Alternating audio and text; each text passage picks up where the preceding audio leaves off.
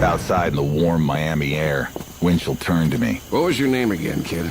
It's still Heller. Nathan S. Heller. Aren't you gonna spell it? Look, I don't want to be in your story. Good, because you're not. You're Chicago, right? Born and bred. What do you make of that, in that cell back there? You're in New York. What do you make of it? It's horseshit. I think that little bastard hit Cermak. I think he thinks he's dying from that stomach of his, and the mobsters probably promised to support his family back in Italy in return for him taking Tony out, and for his silence. What do you think? I think you're right on the money. But if you print it, nobody will believe a word.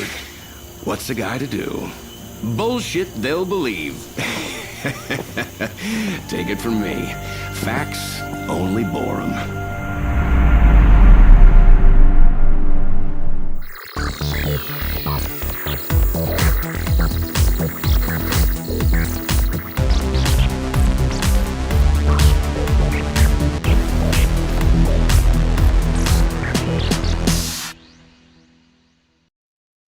Hey, let's get media. Nope, let's get physical media. Okay, that's a funny name. Okay, I'm Breck. I directed The Crazies, and I'm really excited that we're coming to physical media with a new HDR transfer this spring. Check it out. All right. Hey, let's get physical media. I'm so glad there are fans of actually buying DVDs out there. I'm really excited that Crazies will be coming with a new HDR transfer to physical media.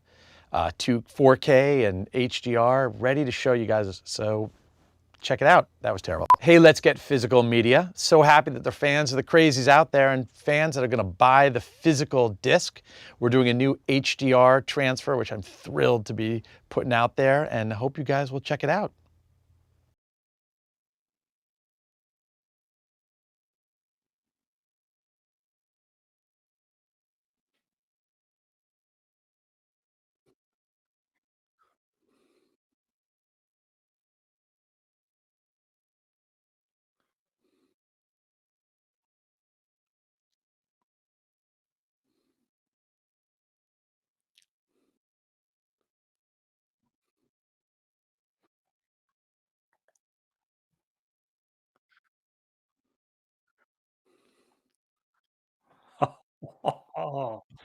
Hmm.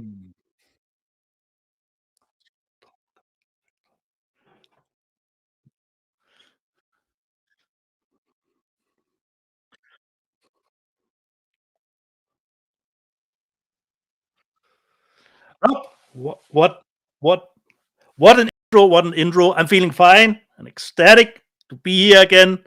And I say, greetings, imagination connoisseurs. Dieter here, am Rock like again, and welcome to the B&B Motel for Let's Get Physical Media, where we don't have much titles, but we have always stuff to talk about. Because luckily, last Sunday we didn't have the show, but I could see weapons in English at least. So that was a big plus for me that we had our show Saturday last week.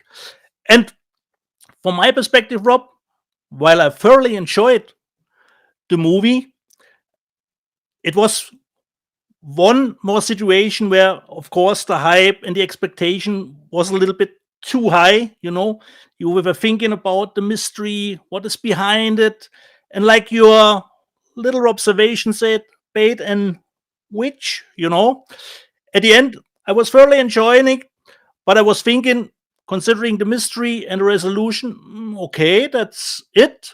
So the movie would have worked for me really better if I hadn't known anything. But since you were shilling since CinemaCon about weapons, you know, it could live up to the insane hype that it did get. But I thoroughly enjoyed it. I love the different character aspects when they meshed all together. I still love those types of storytelling. And I told you in a WhatsApp message, Rob, because you were saying that in your Hagens feeder you thought the projection were too dim, too low, but I don't think so, Rob. I don't think so, because Red Letter Media. Yeah. Oh, okay. Okay. But Red Letter Media had the same problem, Rob, in their review, you know. They mentioned it too. And for me, the night scenes were a little bit fuzzy too on my end, in my theater. So I don't know, Rob, if it's really the projection in your theater. I don't think so, Rob. I don't think so. But let's get into the box office, Rob. The second week, how's the hold? How's the hold? I would expect good things, considering a lot of people call it a masterpiece.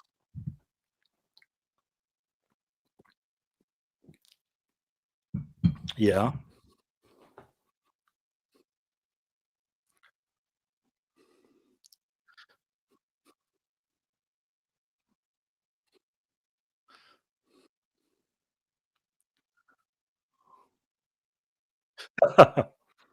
Oh.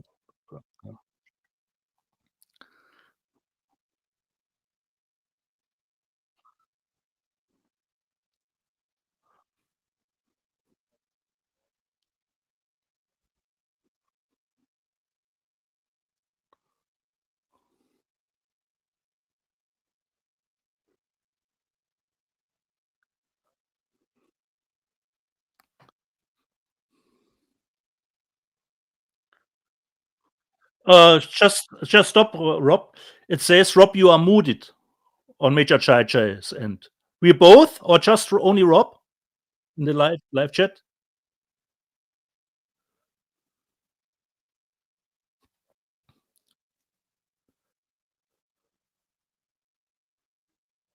I could hear your introduction, Rob.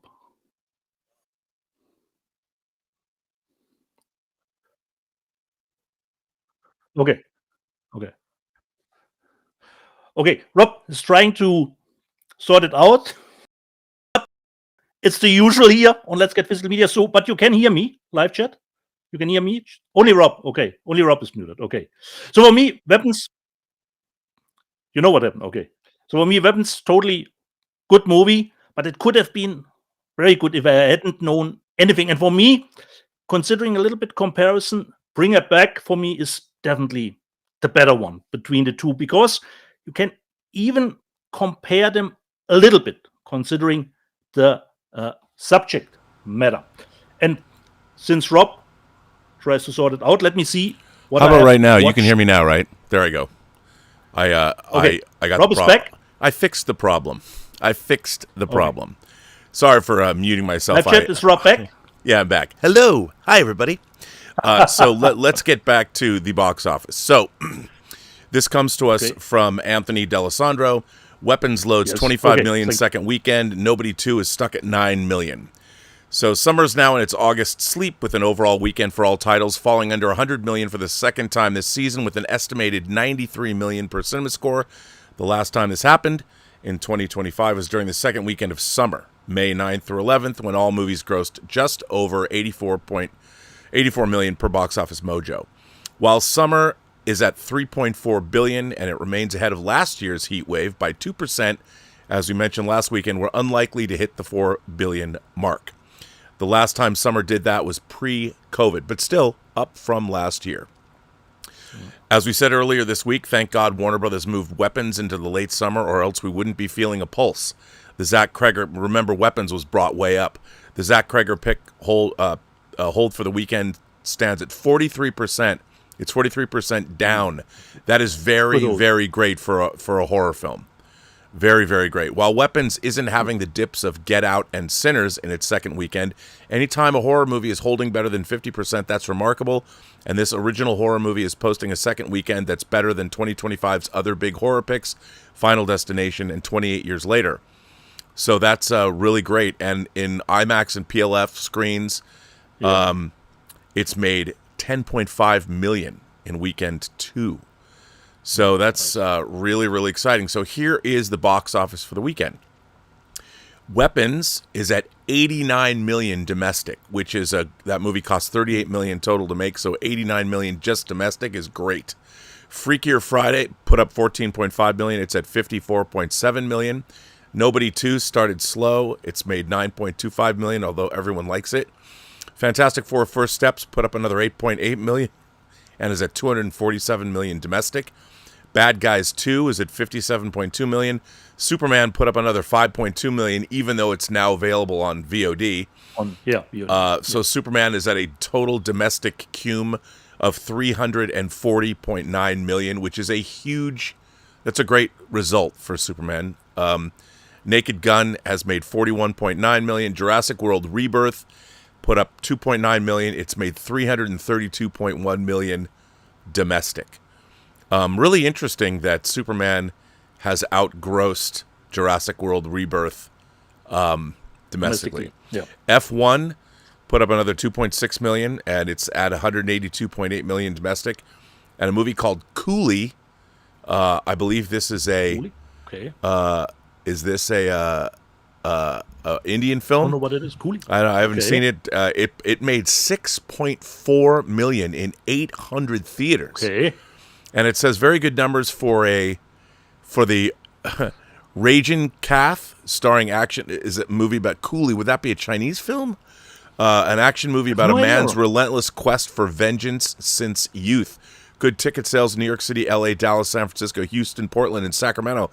I don't know this movie. It comes out from Prath, but I'll tell you something. Coolie made 6.4 million and was only at a few cities. That is a huge, huge result. It made 830,000 on Friday, 895,000 on Sunday or Saturday, and 725K. And it made 2.45 million this past weekend for a total of 6.4 million on a movie that we don't even know. Good for them. Well done. Totally.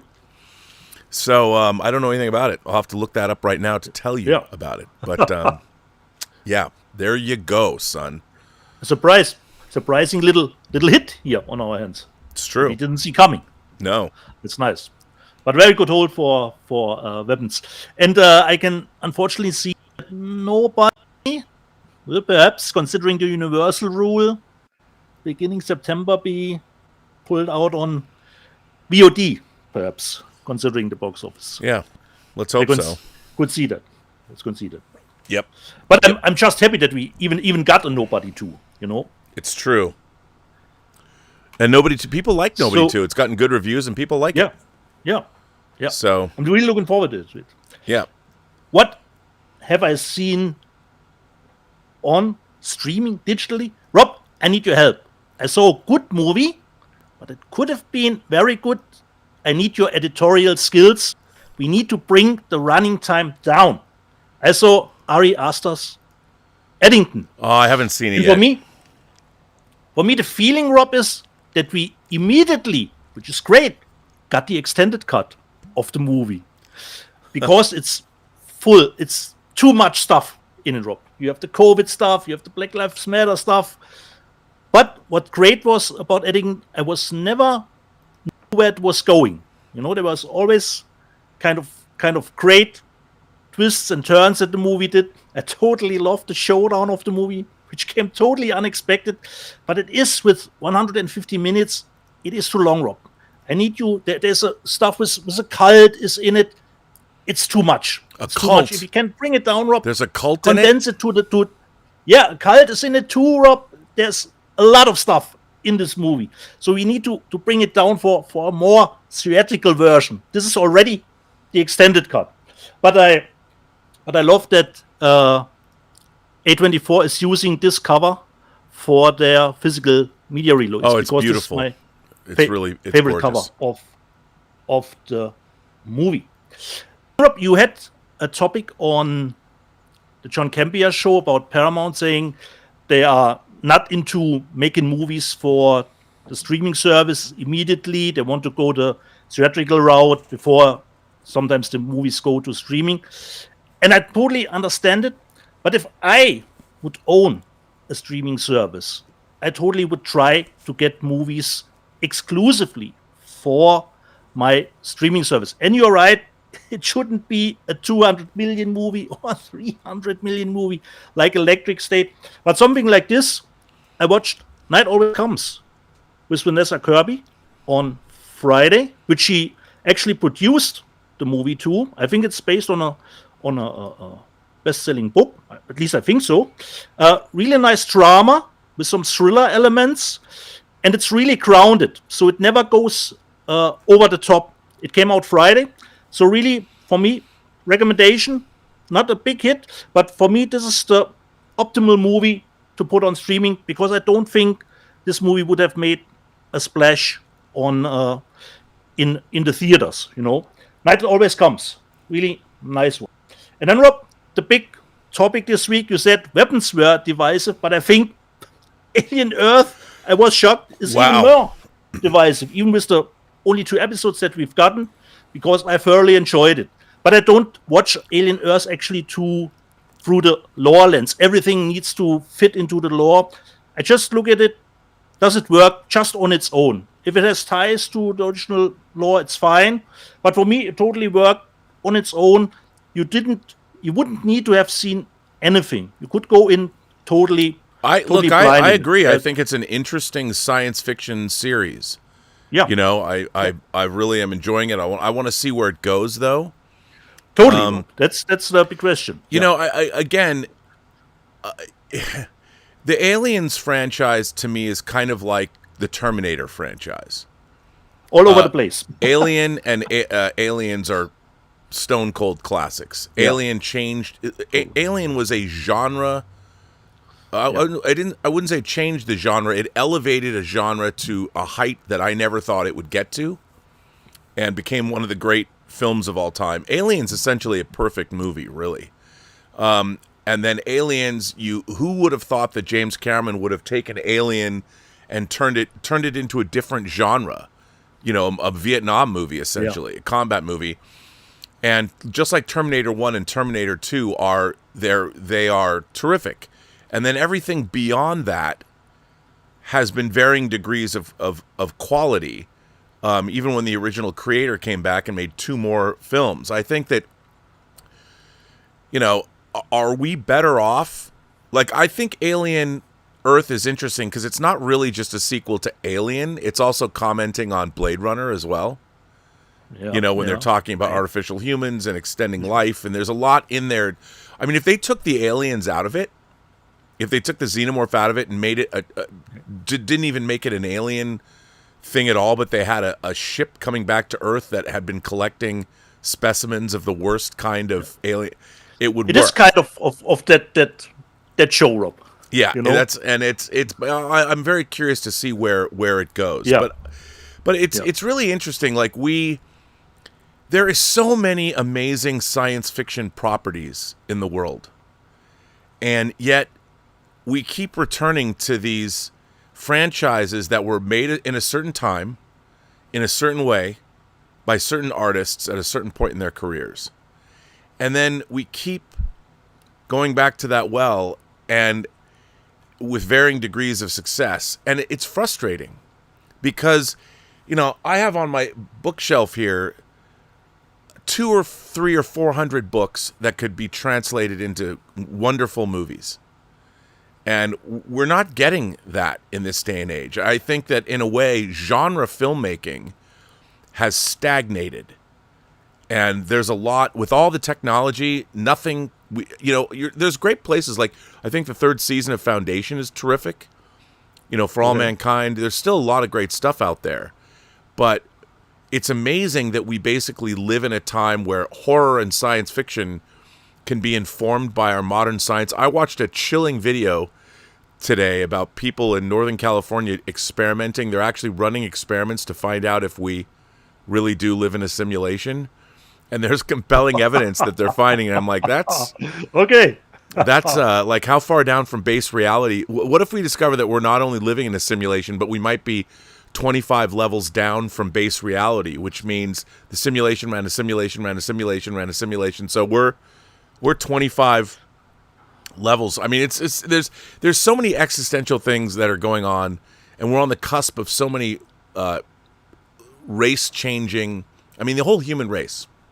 And by the way, of which there is only one race of humans. Different ethnicities, but one human race. We are all, the fact that we can procreate, I don't know why the Cylons can procreate with humans, but if you can procreate with humans, you're all the same race, even if you're toasters. But anyway, that's just an idea. But it's incredible to me that we don't get more stuff. At least Alien Earth has some really interesting science fiction concepts about immortality and humanity. That stuff's more interesting to me than the Xenomorph stuff, really. Yeah, okay.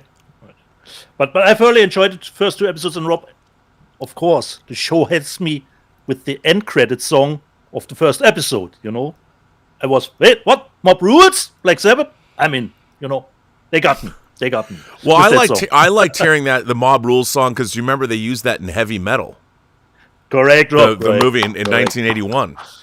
It was like, and I love when, our filmmaker, look, when I saw Inglourious Bastards, and they didn't just use Bowie's Putting Out Fire, they specifically used the Giorgio Moroder version off the Cat People soundtrack. Because the version of Putting Out Fire on Let's Dance is a very different version. So when Quentin Tarantino used that, I love when filmmakers do that. Like, oh yeah, I bet you first heard that when you were a kid in Heavy Metal, and you put it in your movie. So I love that. But like you said, let's hold out a final verdict until the show. Yeah, we will have more episodes. But it was weird for me, I couldn't understand that people are saying it's terrible or something like that. Didn't see it. No, I didn't either. I mean, I watched Mahler and Nerdrotic. Gary did a review, and they were ripping it apart. And Chris Gore thought it was terrible, Yeah, I mean, look, I think a lot of the time, because there's a lot of obviously cross promotion with Disney and the whole idea of the Lost Boys and Peter Pan, but I understand that Peter Pan is a Disney film, but I don't feel that. I mean, Peter Pan and also Pinocchio are stories. Those are stories that inform all of this and various iterations of these things. It doesn't bother me that it works. So let's see where it goes. This was the stuff that I have seen digitally. Eddington, Alien Earth, Night Always Comes with Vanessa Kirby, and Weapons in the Theater. Okay. Should we show some? Well, I got one thing I wanted to start with from Arrow. Okay, nice. There you go. The Good, the Bad, and the Ugly. Now, I gotta say, Arrow, when they're hitting they're hitting. And of course, Quentin Tarantino calls the Man with No Name trilogy the greatest trilogy ever made. It started out, obviously, as Sergio Leone's riff on Yojimbo, Kurosawa's Yojimbo. If you see them all three together, look at this. Even the spines. Let me put these together. Yeah. Hang on a second. Look at that. Nice. And they're different poses. And while these aren't, I guess they can't be 4K Steelbooks. The transfers are incredible. Dolby Vision's incredible. The special features are incredible. The artwork on these discs is incredible. I'm so happy to have... I think, Rob, considering the Good, the Better, Ugly, Clint shouldn't be the only one on the cover artwork. Just my take. Well, maybe. But it is the Man with No Name trilogy. And they have all kinds of different artwork. Yeah. I'm a huge fan of what Arrow has done with these. It's great to have these. These are UK only releases. So I get stressed out sometimes about being able to acquire discs because they sell out too quickly. I might have, because Arrow stuff I still have to purchase. I might not have the money to buy it. I think the Good, the Better, Ugly is sold out, Rob, but I could be wrong. Yeah, no, I think it is too. But it's great. I can now rest easy because these are favorites of mine, and to have this, I never have to buy these ever again. I can put these on the shelf and never worry. You have even more bought the 4K versions enough of those movies. Even the 4K versions. You got the Kino Lorber one, you got the Italian one, Rob. We got the Italian in between, and now the Arrow one. So we got three. Never have to buy it again. So that was actually, to tell you the honest truth, I only bought 2 discs this week, and that was one of them. So, but you had all 3, or did you had the other ones before? The other ones. Yeah, they've been coming in over. And Good, the Bad, and the Ugly was delayed. I don't even think it's out in retail until next month. I'm not sure, but thank you, Arrow. I thought it was sold out. Okay.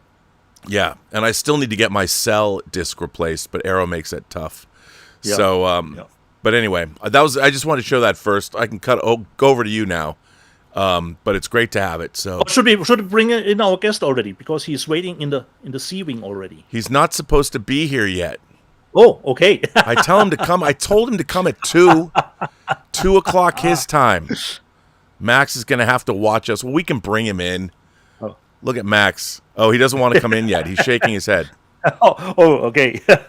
Okay, well, he just wants to watch. He wants to watch from the green room. That's right. It's fine. He's in the green room. See, he's got his thumbs up. So why don't I go over to you, Dietz? What do you get? Okay. What do you have? The first thing, a title that I showed, but finally gotten around to watching it yesterday, it was the German international entry for the Academy Awards 2025. I saw The Seed of the Sacred Fig finally yesterday, and totally loved the movie. It is, I would say, Rob, in the vein of Holy Spider, something like that. And yes, Rob. In that sense, and where it plays, and there's a lot of great stuff behind the scenes. The film was shot in secret in Iran. Smuggled out.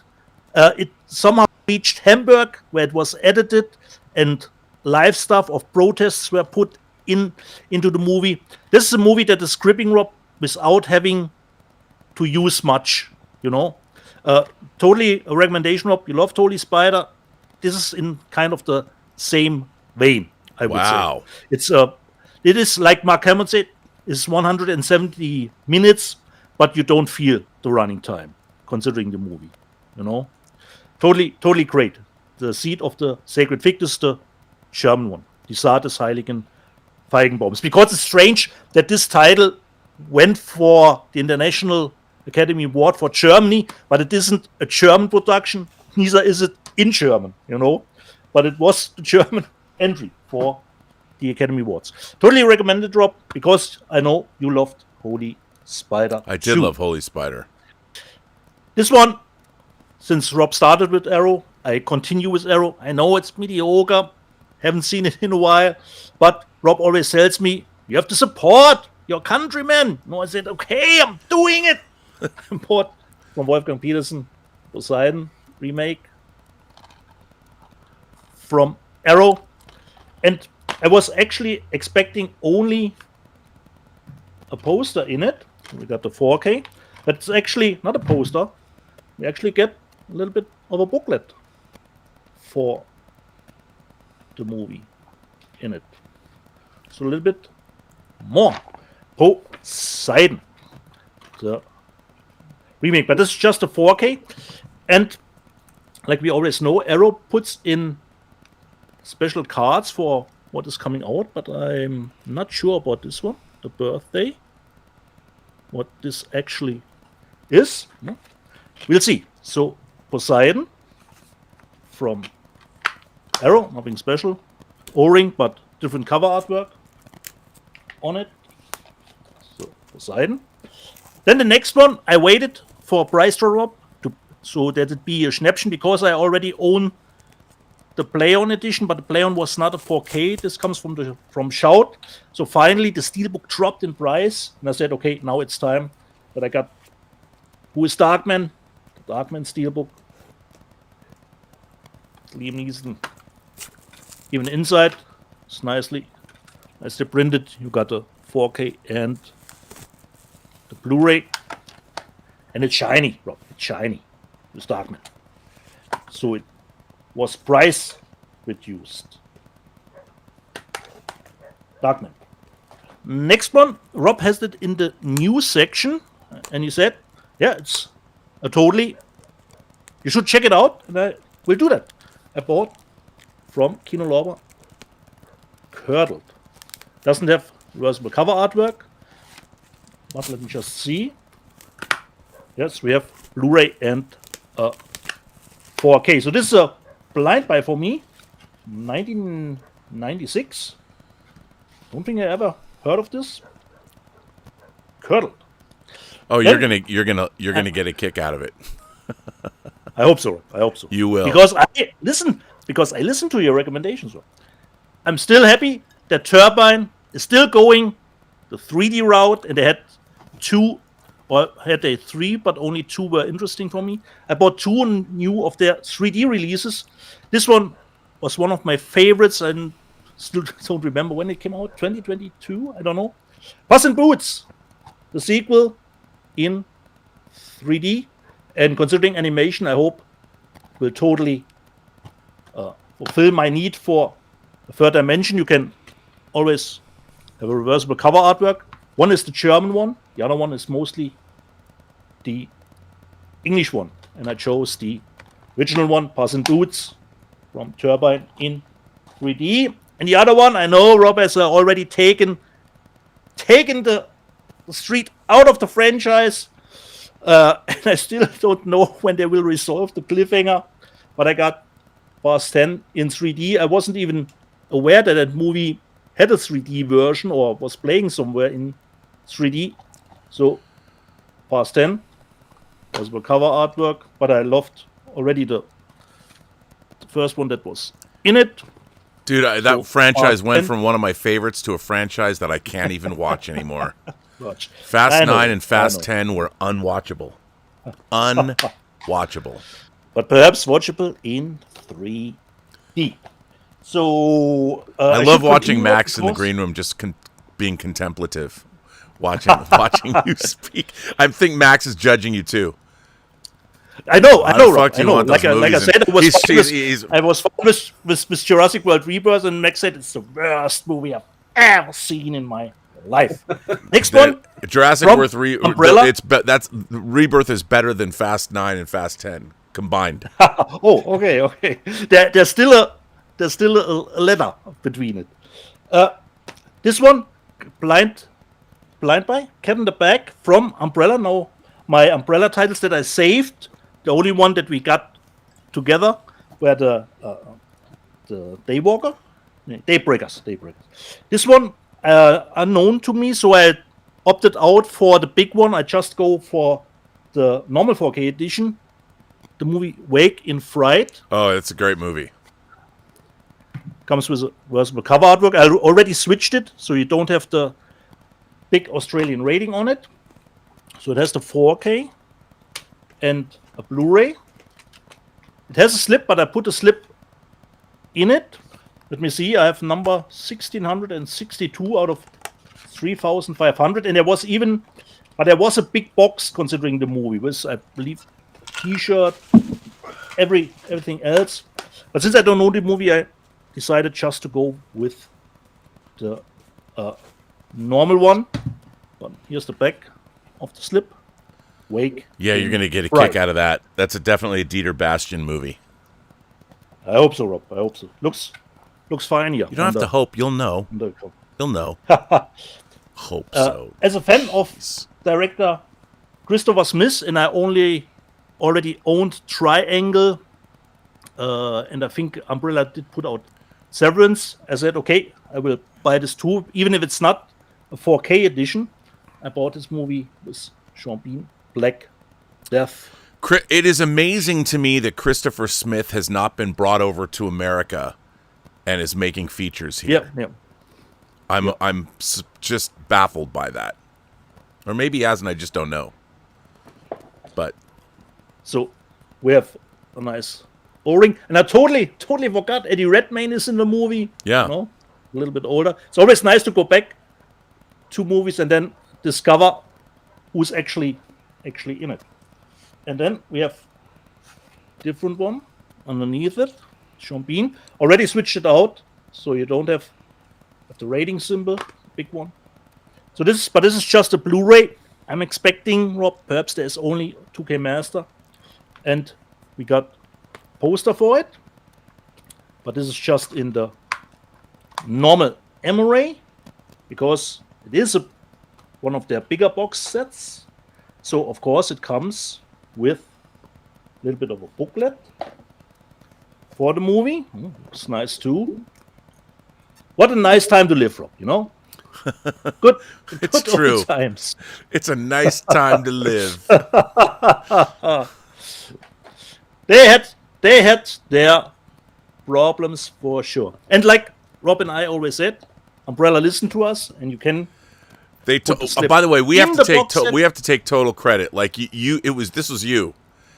So for those of you who don't know, explain the fact that the cards that have the number, the limited edition number, were too big to fit in the box, and you would cut them.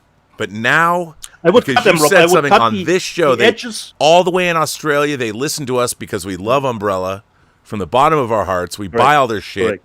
I mean, their stuff isn't shit. They put out great stuff, but meaning not shit. But they listened to us, and they made it so we can slide those limited edition cards into the box without cutting them. And even Rob now can can save them and don't throw them away. I don't throw them away. No, I save them. I save them now. I mean, by the way, who's going to care? People are going to come over and find our desiccated corpses sitting in front of our home theaters, after weeks. Where'd Rob and Dieter go? And they're going to come in and look at our collections, and no one's going to know the difference. So it really doesn't matter. But we will know the difference.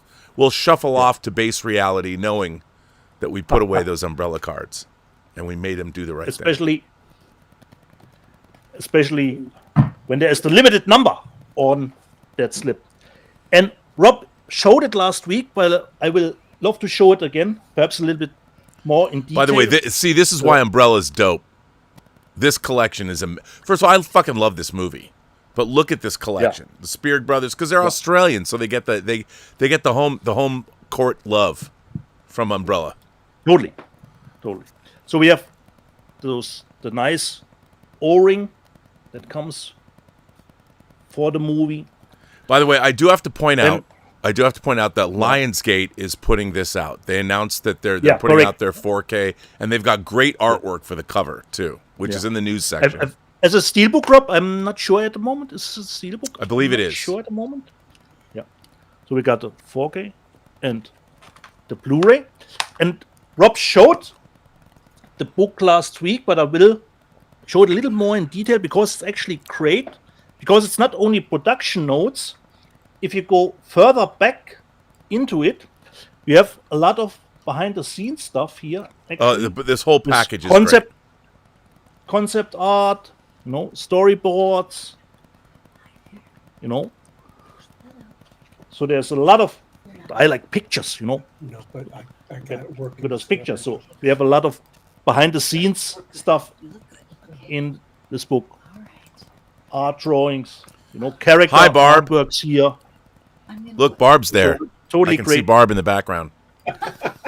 And even poster motives for the movie. Bow, chicka, bow, bow. Wow, I'm getting a whole show, Dieter, a different show than you're on. Just saying. So really a great. I apologize. Great book. Nothing to apologize for, Barb. Yeah. We have some lobby cards. Just see, we can come out. So those are looks like the poster artworks. Yeah, nice. That's nice. Let me just see. So here. I hope they do Predestination. Please do Predestination, Umbrella. Please, that would be great. That would be God, great. I love that movie. You see, Max, I have the same problem as you. So, Daybreakers, great set, Rob. This was my haul for this week. Well, I'll just rifle through mine really quickly. I only paid for 2 discs this week. I feel guilty about that, but not really. So I got a box from Kino, as I know Max did. Yeah. And it started out actually really good box from Kino. Not huge, but a bunch of good stuff. Ron Howard's Gung Ho with Michael Keaton. One of his lesser known films, but a movie I liked. Yeah. Nice to have this. And of course, this is again, they're rating. No one is doing better with Paramount's library than Kino Lorber. So you go, Kino Lorber. So Ron Howard's Gung Ho. A great Jack Lemmon movie called Save the Tiger, directed by John Avildsen, who directed Rocky. And this is from 1973, again, from the Paramount catalog. And then a Jess... We don't need them. Give him away. Give those movies away. I'm not giving those movies. What are you talking about? And then of No, course, Paramount. I mean Paramount. oh, Rob. Paramount. I mean, Paramount. We don't need to Give those exploit our movies away. library. Let's just license it out. You know what though? I'm really curious if that's going to change with the new management with Skydance. If they're going to license out their, I have no idea what it's going to do to home video, but Cinematograph, Kino, a lot of labels have made a lot of money, licensing those titles for probably cheap. Kino Cult, Spine number 34, The Vengeance of Dr. Mabusa, Jess Franco. There you go, cool cover. This is from 1972. It's in German. So there you go, it's in German. Okay. And I've never seen You this. don't need any subtitles at all, Rob. So you don't. But these Kino, this is one wacky series of films. You never know what Kino Cult is going to bring you. Well, I think we've got Ilsa She-Wolf of the SS coming as part of Kino Cults. Yeah. I mean, what Diane Thorne. Let's go. Yeah. Then we have 4. I hope Customs doesn't open the package, Rob. You see what's in it. 4 4Ks. Got a 4K of the Coneheads. One of the better Saturday Night Live movies, if that's what you want. Never thought I'd have the Coneheads in 4K, but there we go. There you go. Adam Sandler, they're putting out the Sandler Pantheon. Happy Gilmore, right on the heels of Happy Gilmore 2 coming out. I love this movie. It's about golf, so I love it. And this is actually not Paramount. This is Universal. So this follows up their release of Billy Madison in 4K, which is exciting. Look, you said, Rob, Happy Gilmore is a title where you would think Universal would, distribute it themselves. You would think. I mean, it's not like, especially with all the success that Adam Sandler's had with his Netflix deal and all the movies that he's made and all that. But then, of course, it's not an unknown comedy, Rob. It's a lot of people's favorites. Then, of course, Kino's Piece de Resistance for the week. Yeah. For you, Dieter. For you, Xanadu. Xanadu. I mean, I saw that on Instagram already, Rob. If you asked me if I would be excited about having Xanadu in 4K, I would have always told you no. No, I'm not. But I have it, and I'll tell you the reason that this is funny is because when we were making Free Enterprise, I needed to put a movie poster outside the theater that was coming soon. So Star Trek The Motion Picture opened on December 7th, 1979, and we have a scene in Free Enterprise. We have a Xanadu movie poster outside the theater in the movie. So Xanadu in the Free Enterprise universe, is a part of Free Enterprise. So get this is a must-have. You got to have it. And there's a lot of special features on here. There's a 2009 documentary. Yeah. There's a sizzle reel, newly remastered in 2K. There's good audio commentary by director Robert Greenwald. I mean, come on. What's not to love? And you know what? Basically, having this in your collection just makes you look cooler if, any MILF comes over to your house and talks about her past and her favorite movies. If you have Xanadu, that means the promise of having a better night goes up at least 10%. Just saying. Certainly. For a woman of a certain age. To put, in your collection, considering X Xanadu, pretty far. Plus, ABC, Gene Kelly is in it. I'm just wondering how it sounds. I mean, I don't think they remastered it in Atmos or anything, but you can test your home theater. It is a musical. The other movie I bought this week is, of course, Master and Commander. Ooh, nice. This movie is the best Star Trek movie of the last 25 years, if I can just say, based on the 20-volume Captain Aubrey series by Patrick O'Brien. Yes. This is a Steelbook. Now, there's been some controversy about the film in terms of some of it came from a 2K master and then some was native 4K because of the way the film was made. And also, it does have a Dolby Atmos mix, but it doesn't have, say, the bass response. I mean, when people review movies, they have to understand that sometimes you don't get something remixed the way you want it. Sometimes you get what was originally produced at the time, because everyone thinks that why didn't they remaster it in Dolby Atmos? Well, you don't just press a fucking button. you have to hire a mixer to come in and remix the whole goddamn movie, which could take weeks. So, I mean, it doesn't... But I will say this. You can't really see it, but yes, this is dented. This is dented. It came dented. And I even bought this from a third party to make sure that I got it for sure. I am tired of getting Steelbooks dented. If you're going to make Steelbooks, I mean, I know it's not cost effective, but you know who doesn't get their Steelbooks dented? Warner Brothers UK. Because, I don't have it with me, but they put them in those beautiful those nice Warner Brothers boxes. Yeah. I'm not saying everybody should do that, but Warner UK, if you want to get a perfect copy of a disc, nobody delivers, I mean, in terms of a major studio, better than Warner UK. By the way, this movie looks fantastic. I love this movie. It looks incredible. Now, this has been heavily criticized because there are amazing... David Pryor did amazing special features for this movie. Now, I have the Blu-ray, and it's kind of like Lord of the Rings. On Lord of the Rings, our 10 hours of special features per film do not show up on the 4K discs because they figured everybody already has them. But you do have to get the Blu-ray to get all the amazing special features for this movie. So did I understand it correctly, Rob? It has a Dolby Atmos track, but the does. LFA is a little bit lackluster. Yeah, that's what they're saying, because it probably wasn't at the time. That's low frequency track was not. It's not thunderously. The bass does not thunderously shake your house. But that was. Yeah, but I remember, Rob, considering War of the Worlds with Tom Cruise, I have that big conundrum. I have the 4K, which has the better picture quality, but the Dolby Atmos track is just not as forceful as the DTS Master audio track. Well, then you go. Blu-ray. I know. Yeah. I mean, it's a conundrum. What do you do? Yeah. I don't know. Yeah. Because that was a reference track in my book. And then the last two things I got was from Lionsgate Limited. First of all, the lovely Lisa Stevenson and the folks at Lionsgate Limited are also killing it. They are killing it. And a couple of horror titles. This is hilarious. High Tension, Hot Tension, Tension, whatever. It's a steelbook, and you can't really, if you can see, it's nice. It's that is shiny. It's lenticular, shiny. and so you got the lenticular sleeve over the steelbook. Ooh.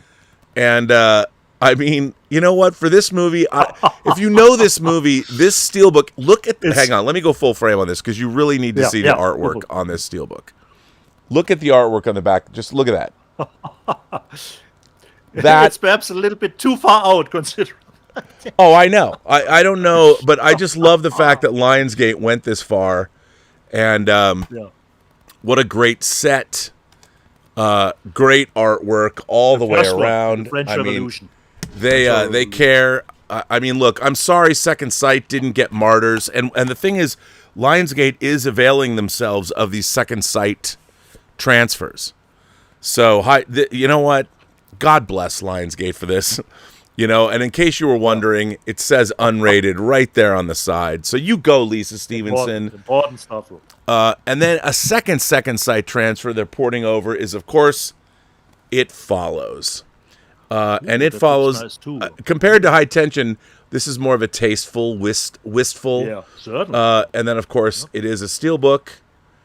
And nice. I love having That's covers nice. for these, because you can't put these in your collection without a cover on them, because it'll scratch up the plastic, which drives me insane. But this is a pretty cool steelbook. That's a nice one. Yeah. Yeah, it is. The swimming pool thing, and It Follows.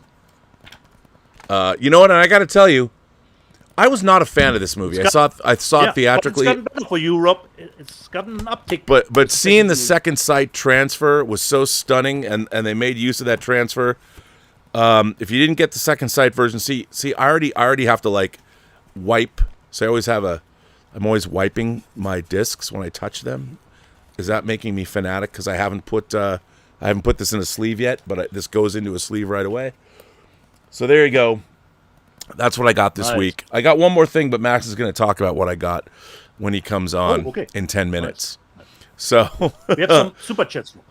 Yes, we're going to get to super chats, and then we're going to bring on the great Max Allen Collins. The super chats. Let's see what we got. First of all,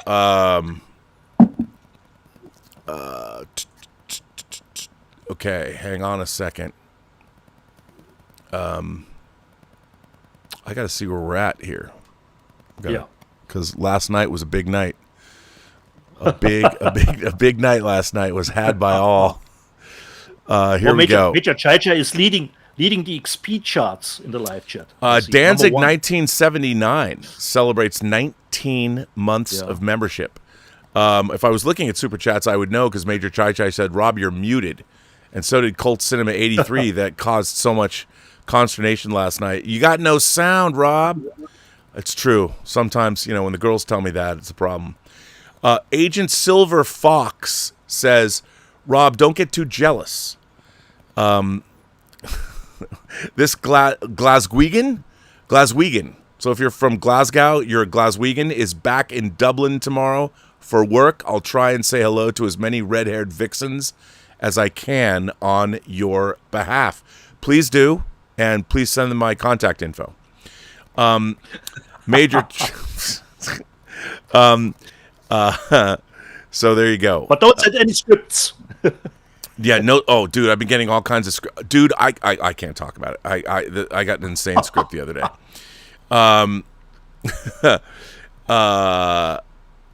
Where am I? Major Chai says the body of the Death Star is complete. Attaching super laser and embroidering the details remain. I sent you some pics. I didn't see those yet because I always set up these shows early. So I'll have to go grab those pics and show them later tonight on this show. I'll go get them. Castle Grace Skull says, "Thanks for having me on Midnight Metal last night, Robert. I had so much fun. Do you think Dave Parker liked me?" Okay, first of all, I did not know that my channel, I didn't realize that I was going to be a wingman on my own channel, but apparently I'm a matchmaker for Castle Grace Skull and Dave Parker. Do I think Dave liked you? I think he did like you, but I don't want to get your hopes up. I can't. I absolve myself of any responsibility for any kind of romantic entanglements that this channel can bring to people. I just want to hear the details, and I want some video. That's it. But I absolve myself of any responsibility of what happens. I am not my brother's keeper and the finder of lost children. I'm just saying. So you and Dave, I put you on together. What happens after that is up to you. I think Dave quite enjoyed seeing you. That was a lot of fun. I mean, there were times when you two weren't even paying attention to me, which is fine. Lots of women don't pay attention to me. But you guys seem to be having a good time, and that's good. So it was fun having you. You were a delight. I love seeing your beautiful, smiling face. You are a calming, nice presence. Although I also, when you watch Feed and The Hills Run Red, I take no responsibility at all. At all. Oh, yeah. I'm just warning you, when you watch The Hills Run Red and Feed, I do want to know, if you watch them all at the same time, what that afternoon was like for you. The friendship will be tested. Definitely. With those two. By the way, The Hills Run Red on the DVD, it does have a half-an-hour documentary that was ported over to the Blu-ray, but the Blu-ray does have... By the way, the Hills Run Red Blu-ray is officially out of print. Scream Factory's out of it. You cannot get it. I actually watched this morning, Rob, when you were doing Midnight Metal, to see about the Hills Run Red Blu-ray, and it were available at $138 upwards, and it was even a used one. It was not even a new copy. Shit, man, I gotta throw that shit on eBay. I could buy some Hot Toys figures. I think I have 10 of them. Yeah. Well, you know what that means? I mean, that means hopefully maybe Scream Factory will repop it in the Steelbook. That's my dream. I want a Hills Run Red. I never thought we'd get a Blu-ray. You know, the movie came out in 2009 on DVD. I was always annoyed by that. Then we got the Blu-ray from Scream Factory, and they let us, during COVID, produce as many ridiculous special features as possible. Actually, the special features on Hills Run Red are really fun. But it is the most I thought the Free Enterprise physical media was self-indulgent, but Hills Run Red is way more self-indulgent. But it's all cool. Major Chai says, "I've got Master and Commander for my dad's 80th birthday. He texted me how it was one of his favorite movies and that my double great-grandfather served at age 11 on an ocean vessel like in the movie." Well, that's amazing. My double great-grandfather. I've never heard that before. A double great-grandfather. That's pretty cool. Wow. A military family that Major Chai Chai comes from. The Brujo says, Mr. Bastian, once you've watched Wake and Fright, you must watch the documentary Hotel Coolgardie. Two Finnish ladies get sent to an outback pub to work as part of their working holiday visa conditions. Yes. Yeah, you've got to watch Wake and Fright. You'll see. Didn't they make a movie? They made an actual movie about Hotel Coolgardie. There was an actual movie. Was that Wake and Fright? I remember that movie was Julia Garner. Yeah. It was two. Yeah. I don't know. But they made a movie about that. The second lady. Based on that documentary. It sounds a little bit familiar, that what he is describing. Totally. And I totally enjoyed the movie. Yeah, totally. Andy Haynes has... It was just Jessica Henwick was Jessica, I love her. Yeah. I love Jessica Henwick. Andy Haynes he celebrates 23 months of membership. Well, thank you, Andy. And the Alex Zorba has been a member for 36 months. Played Out says, I just started Monster Hunter International, and thanks for the recommendation. So there you go. Okay. We are caught up on Super Chats, so you know what that means. I'll tell you what that means. We put on the lights in the Sea Wing, That's right, the Sea Wing, man. They've cleaned up the bodies for the week. Let's see if Max's sound is on. Is my sound on? Yes. Ladies and gentlemen, the Mystery Writers of America Grand Master, Max Allan Collins. Writer of, I think, the U-571 movie novelization or some shit like that. Come on.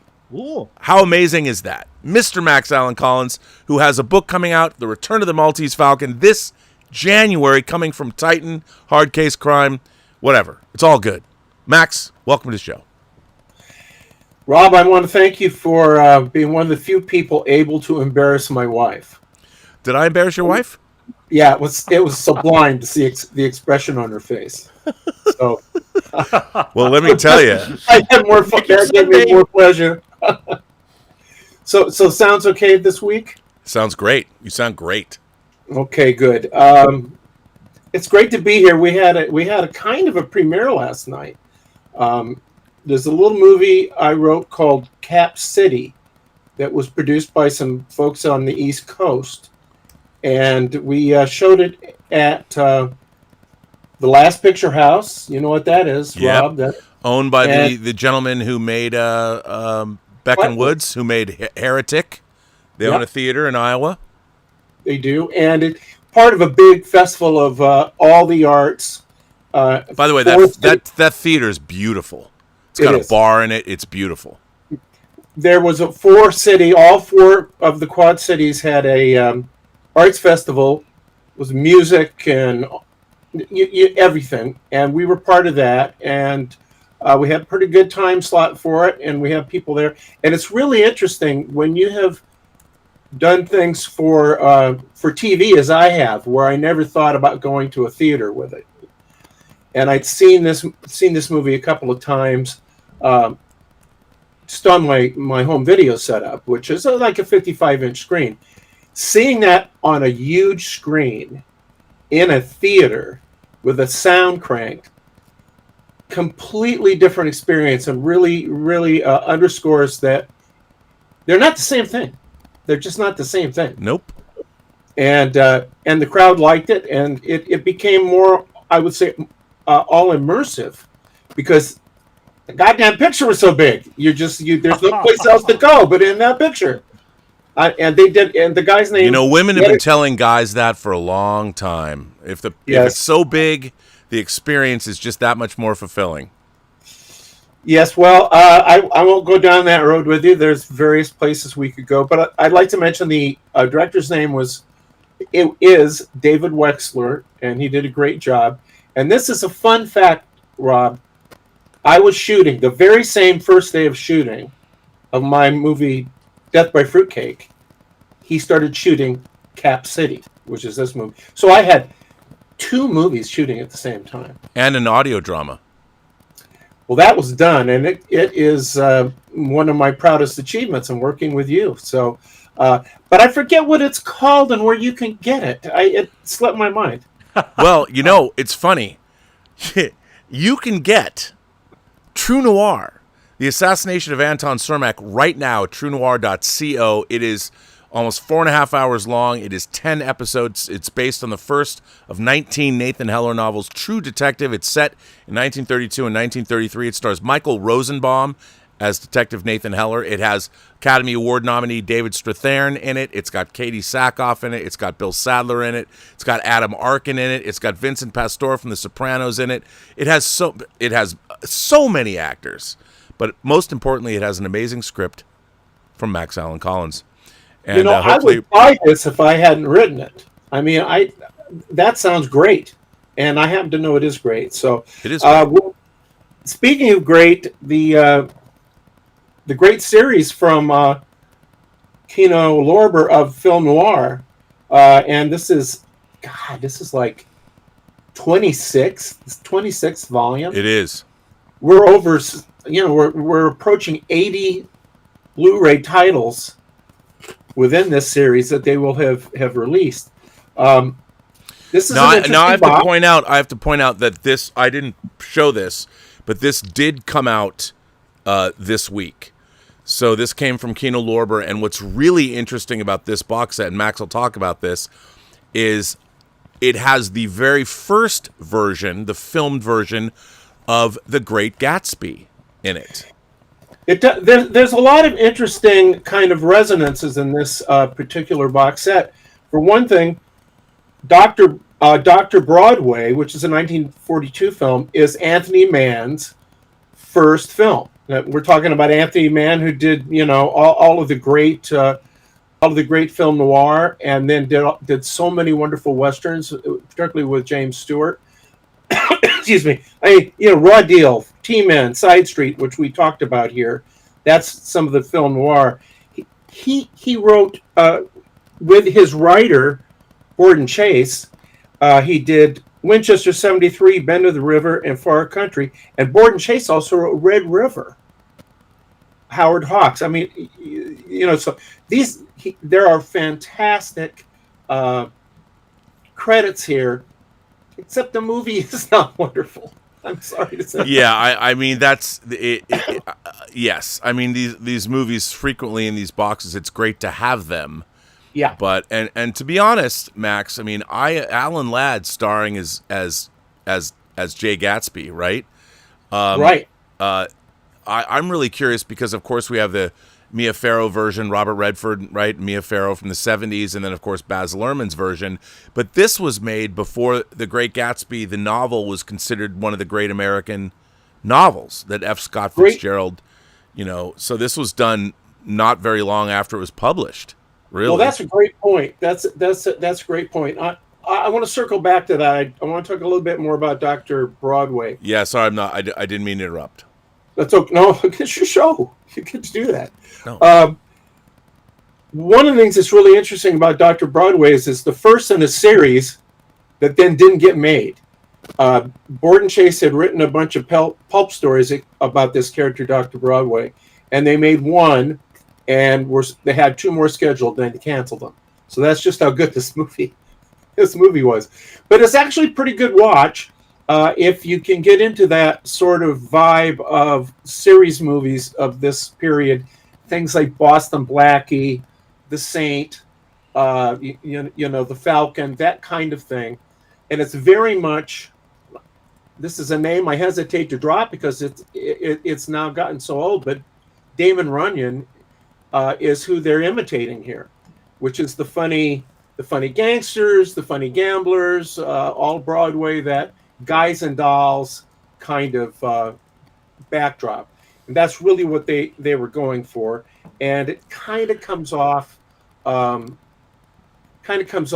the imitation it is. But these movies like this, they're like about an hour long. I mean, they're just very watchable. The casts tend to be good. McDonald Carey from Shadow of a Doubt, he's wonderful in it. I don't know this actress, Jean Phillips, but she's a stunning blonde. She's almost worth the price of admission, just to look at her. So I enjoyed that movie. And then the next one, this was a surprise. And last time I know I had a surprise where I said I'd never heard of the movie, and it was my favorite in the box. Do you remember that? This movie is called Smooth as Silk. It was made in 1946. It stars Virginia Gray, who was kind of a B movie actress and did a lot of TV. Kent Taylor, who I think may have played Boston Blackie on TV. I know he was in a lot of movies, a lot of B movies. John Littell is the guy who was Henry Aldrich's father. So, I mean, this is a very standard sort of B- cast.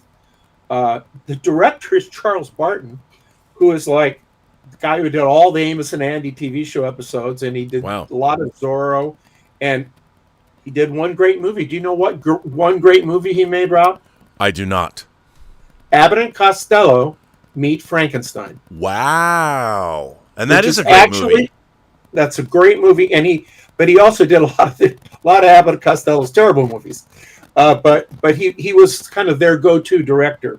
Now here's what's going to interest you, Rob. This movie, which was made in 1946, reads like a murder mystery version of All About Eve. Really? Yes. One of my favorite films of all time.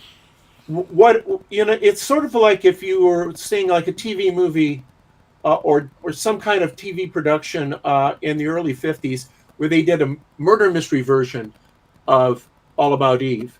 You'd say, oh, that's who they're imitating. But it wasn't around yet. It wasn't around yet. Right, they hadn't made it yet. It has a lot of the same elements. Of course, it has a murder mystery element too. I thought it was a terrific watch. And again, it's another one of these hour movies. One of the problems is when they get to the last 5 minutes, it's like, don't go to the bathroom because it's all going to be wrapped up by the time you get back.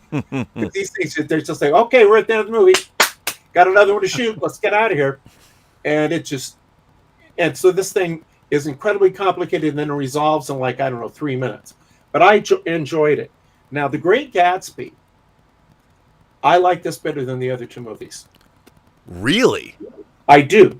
I like the fact that they're approaching it not with reverence, but as a story. It's quite faithful, or at least fairly faithful, and certainly less pretentious.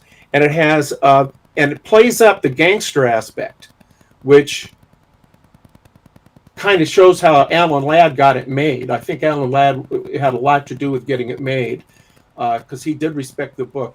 But it was just I think it's a book from around 26, and so it had not gotten that cultural acclaim and become a classic. And so they're not intimidated by that in making the movie. I think it's really good. I'm not saying it's great, and everybody else will say, oh, what an idiot you are to prefer this. But I get to prefer what I want to prefer. That's why you're on the show. As we all do.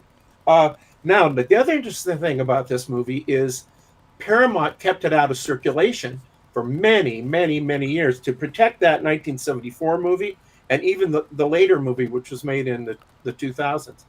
And it's only just this is the first time I believe it's been released on home video, certainly on Blu-ray. In fact, the copy I had seen earlier was a bootleg. That it was the only place you could get it. So that's interesting, and that's a service that Kino Lorber is. Now this is it's Universal. This movie. It may be Universal, but it's apparently one that they licensed. I think. They might have Universal might have kept it under wraps. Well, it definitely was kept under wraps. I mean, I didn't know what strings got pulled, but it says on the disc it's a brand new HD master. It looks really good. You're right that it was probably pulled from, and Alicia Cook's in it, and Shelley Winters. Oh, yeah, it's a good cast. I think, and McDonald Carey's in it again. I think. Yeah. So it's not too shabby. Now there's another. It was not in the box, but there's another Kino Lorber I'd like to just mention briefly. Let me see if I got some notes on this. Yeah, this is a movie called Exclusive, and it's it's 1937, so it's not a film noir quite yet, and it has a lot wrong with it because it's a mix of like the front page newspaper kind of story. Yep. And then there's romance, and there's comedy, and there's gangsters, but it doesn't blend. It's like, okay, we're going to do the romance scene. Okay, we're going to do the comedy scene. Okay, we're going to do the gangster scene. And so it doesn't really work because it doesn't cohere. However, we all love Fred McMurray. I mean, Double Indemnity. This is a major guy, and he's quite good in it. But the fascinating thing is Frances Farmer, who had this sort of tragic career where she, because of depression and mental illness, she had problems getting a foothold in the movie business, and she is delightful in this movie. Of course, Jessica Lange made a movie about her life called Frances. Right, and I feel she transcends the movie.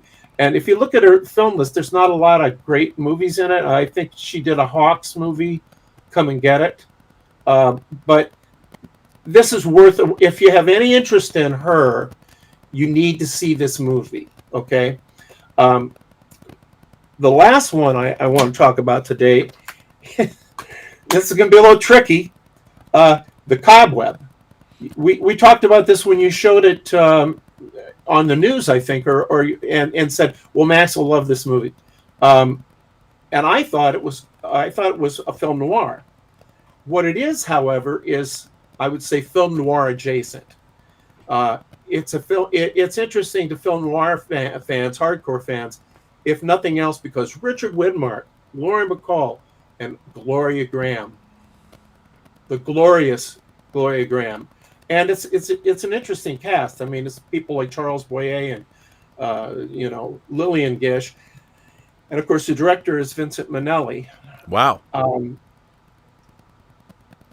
I'm not going to say it's a terrible movie because it's very, very watchable. It's very, very watchable, and I stayed with it. And I should say to Dieter, when I said that I said that movie was terrible, the little dinosaur licensing opportunity movie. I meant it was one of the most terrible movies I did not walk out of, because my wife and I walk out of movies probably a third of the time, because life is short, and you've got to invest in the right things. And I stayed with this, and I enjoyed it entirely, but it's one of those you're kind of enjoying it for the wrong reasons, because you've got all of these talented people in it, and you've got great art direction, and it's CinemaScope, and Gloria Graham is just beyond sexy in this. I mean, it's just like there's a CinemaScope shot where she's lying in bed in a low cut nightie, filling that CinemaScope frame. I'll never forget that frame. I will never ever forget that frame. But here's what the movie's about. The movie is about a mental institution where it's very loose. The inmates get to leave anytime they want to. They're in their street clothes. They kind of run things. They have a board that gets together of the inmates. And I guess it's kind of based on the miniature clinic. And one of the problems is that the people who, and if this was on purpose, it'd be great. But really, the inmates seem quite a bit more balanced than the staff. The staff it's a melodrama, and it's one of those sort of Peyton Place kind of melodramas. It was based on a bestseller.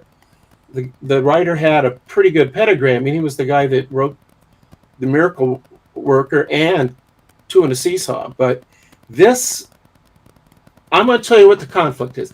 Rob, you and I have talked about that most good movies, not all, but traditional American movies, let's say, traditional popular novels, have a conflict. Would you agree? Yes, I would agree. That is the beating heart, right? Here's what the conflict is in the cobweb. The inmates decide they want one kind of drapery in their meeting room. Lillian Gish decides she wants a different kind of drapery in the meeting room. And Gloria Graham decides what she wants to be the pattern on the draperies. You think I'm kidding, but that's the whole fucking movie. It has to be decided. The three elements, kind of work across purposes and don't know that the other one is ordered, and it's just a disaster because they've ordered cloth, and I've got 3 kinds of cloth showing up at the nut house. I mean, it's just it's sublime in its ridiculousness. And then it's a 1955 movie, so there's lots of drinking and there's lots of smoking, and you get to see Richard Widmark. Now listen, nothing against Warner Bacall, beautiful woman, but if you're married to Gloria Graham at her most beautiful, and that doesn't strike you as like you were the luckiest guy in the world, and you want to go have an affair with Lauren Bacall. I mean, I don't blame you for wanting to have an affair with Lauren Bacall, but Gloria Graham's at home wondering why you're not paying attention to her. And Richard Widmark just stands. He's a great actor, but he mostly smokes in this movie. I mean, he mostly is like, I need to do something with my hands, and yeah, But I recommend it highly because it is a snapshot of a kind of movie, big cast, lots of gloss. I'm really glad I said it's like almost 2 hours and 10 minutes long. And the last shot is one of the inmates covered up by one of the drapery samples. I kid you not. You've never ever seen anything as ridiculous as this movie about authorship to the max. Who gets to hang the drapery in the meeting room. And it's kind of a mystery, because which drapery is going to get put up in the, and it's exciting as you're looking for these up bottom. It's all moving, and I don't know, but I did like it. And I'm not saying it just because it's Warner Archives, because I love Warner Archives. So I'm not bad mouthing Warner Archives. I wouldn't do that in front of Rob Burnett. No, Warner. Look, the disc is great. They put it out. It seems to me like it's something that George Feltenstein thought was worth sharing because, as you said, It's delightful in a number of ways.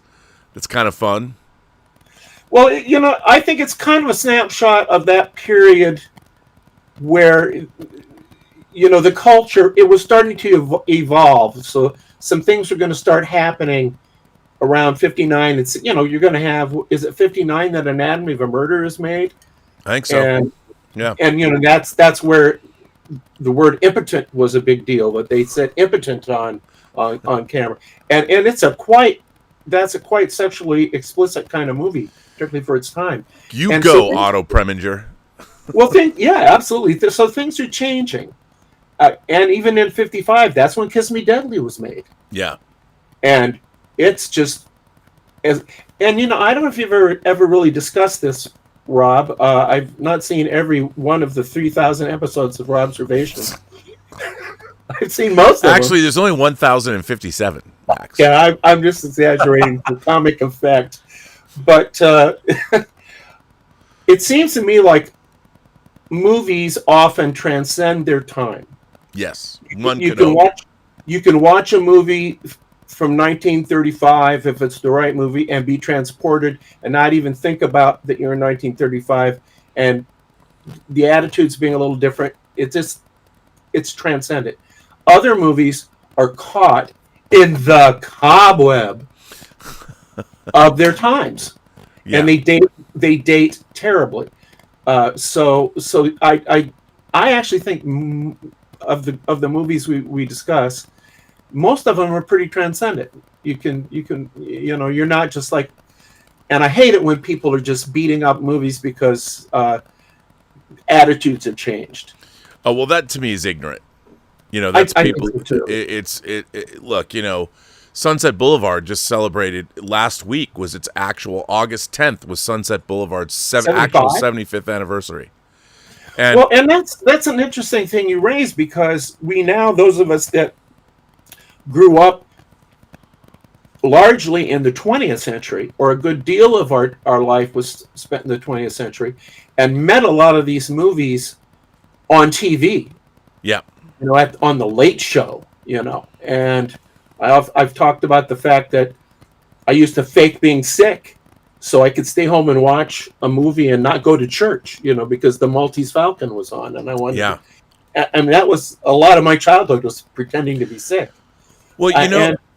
Oh, sorry. Go ahead. No, go ahead. Well, you know, one of the things that has struck me as I've gotten older that I wasn't really aware of is when you talk about late night and time, the Mississippi, if you talk about things west of the Mississippi, where I grew up on the West Coast, our nights ended way earlier than the East Coast.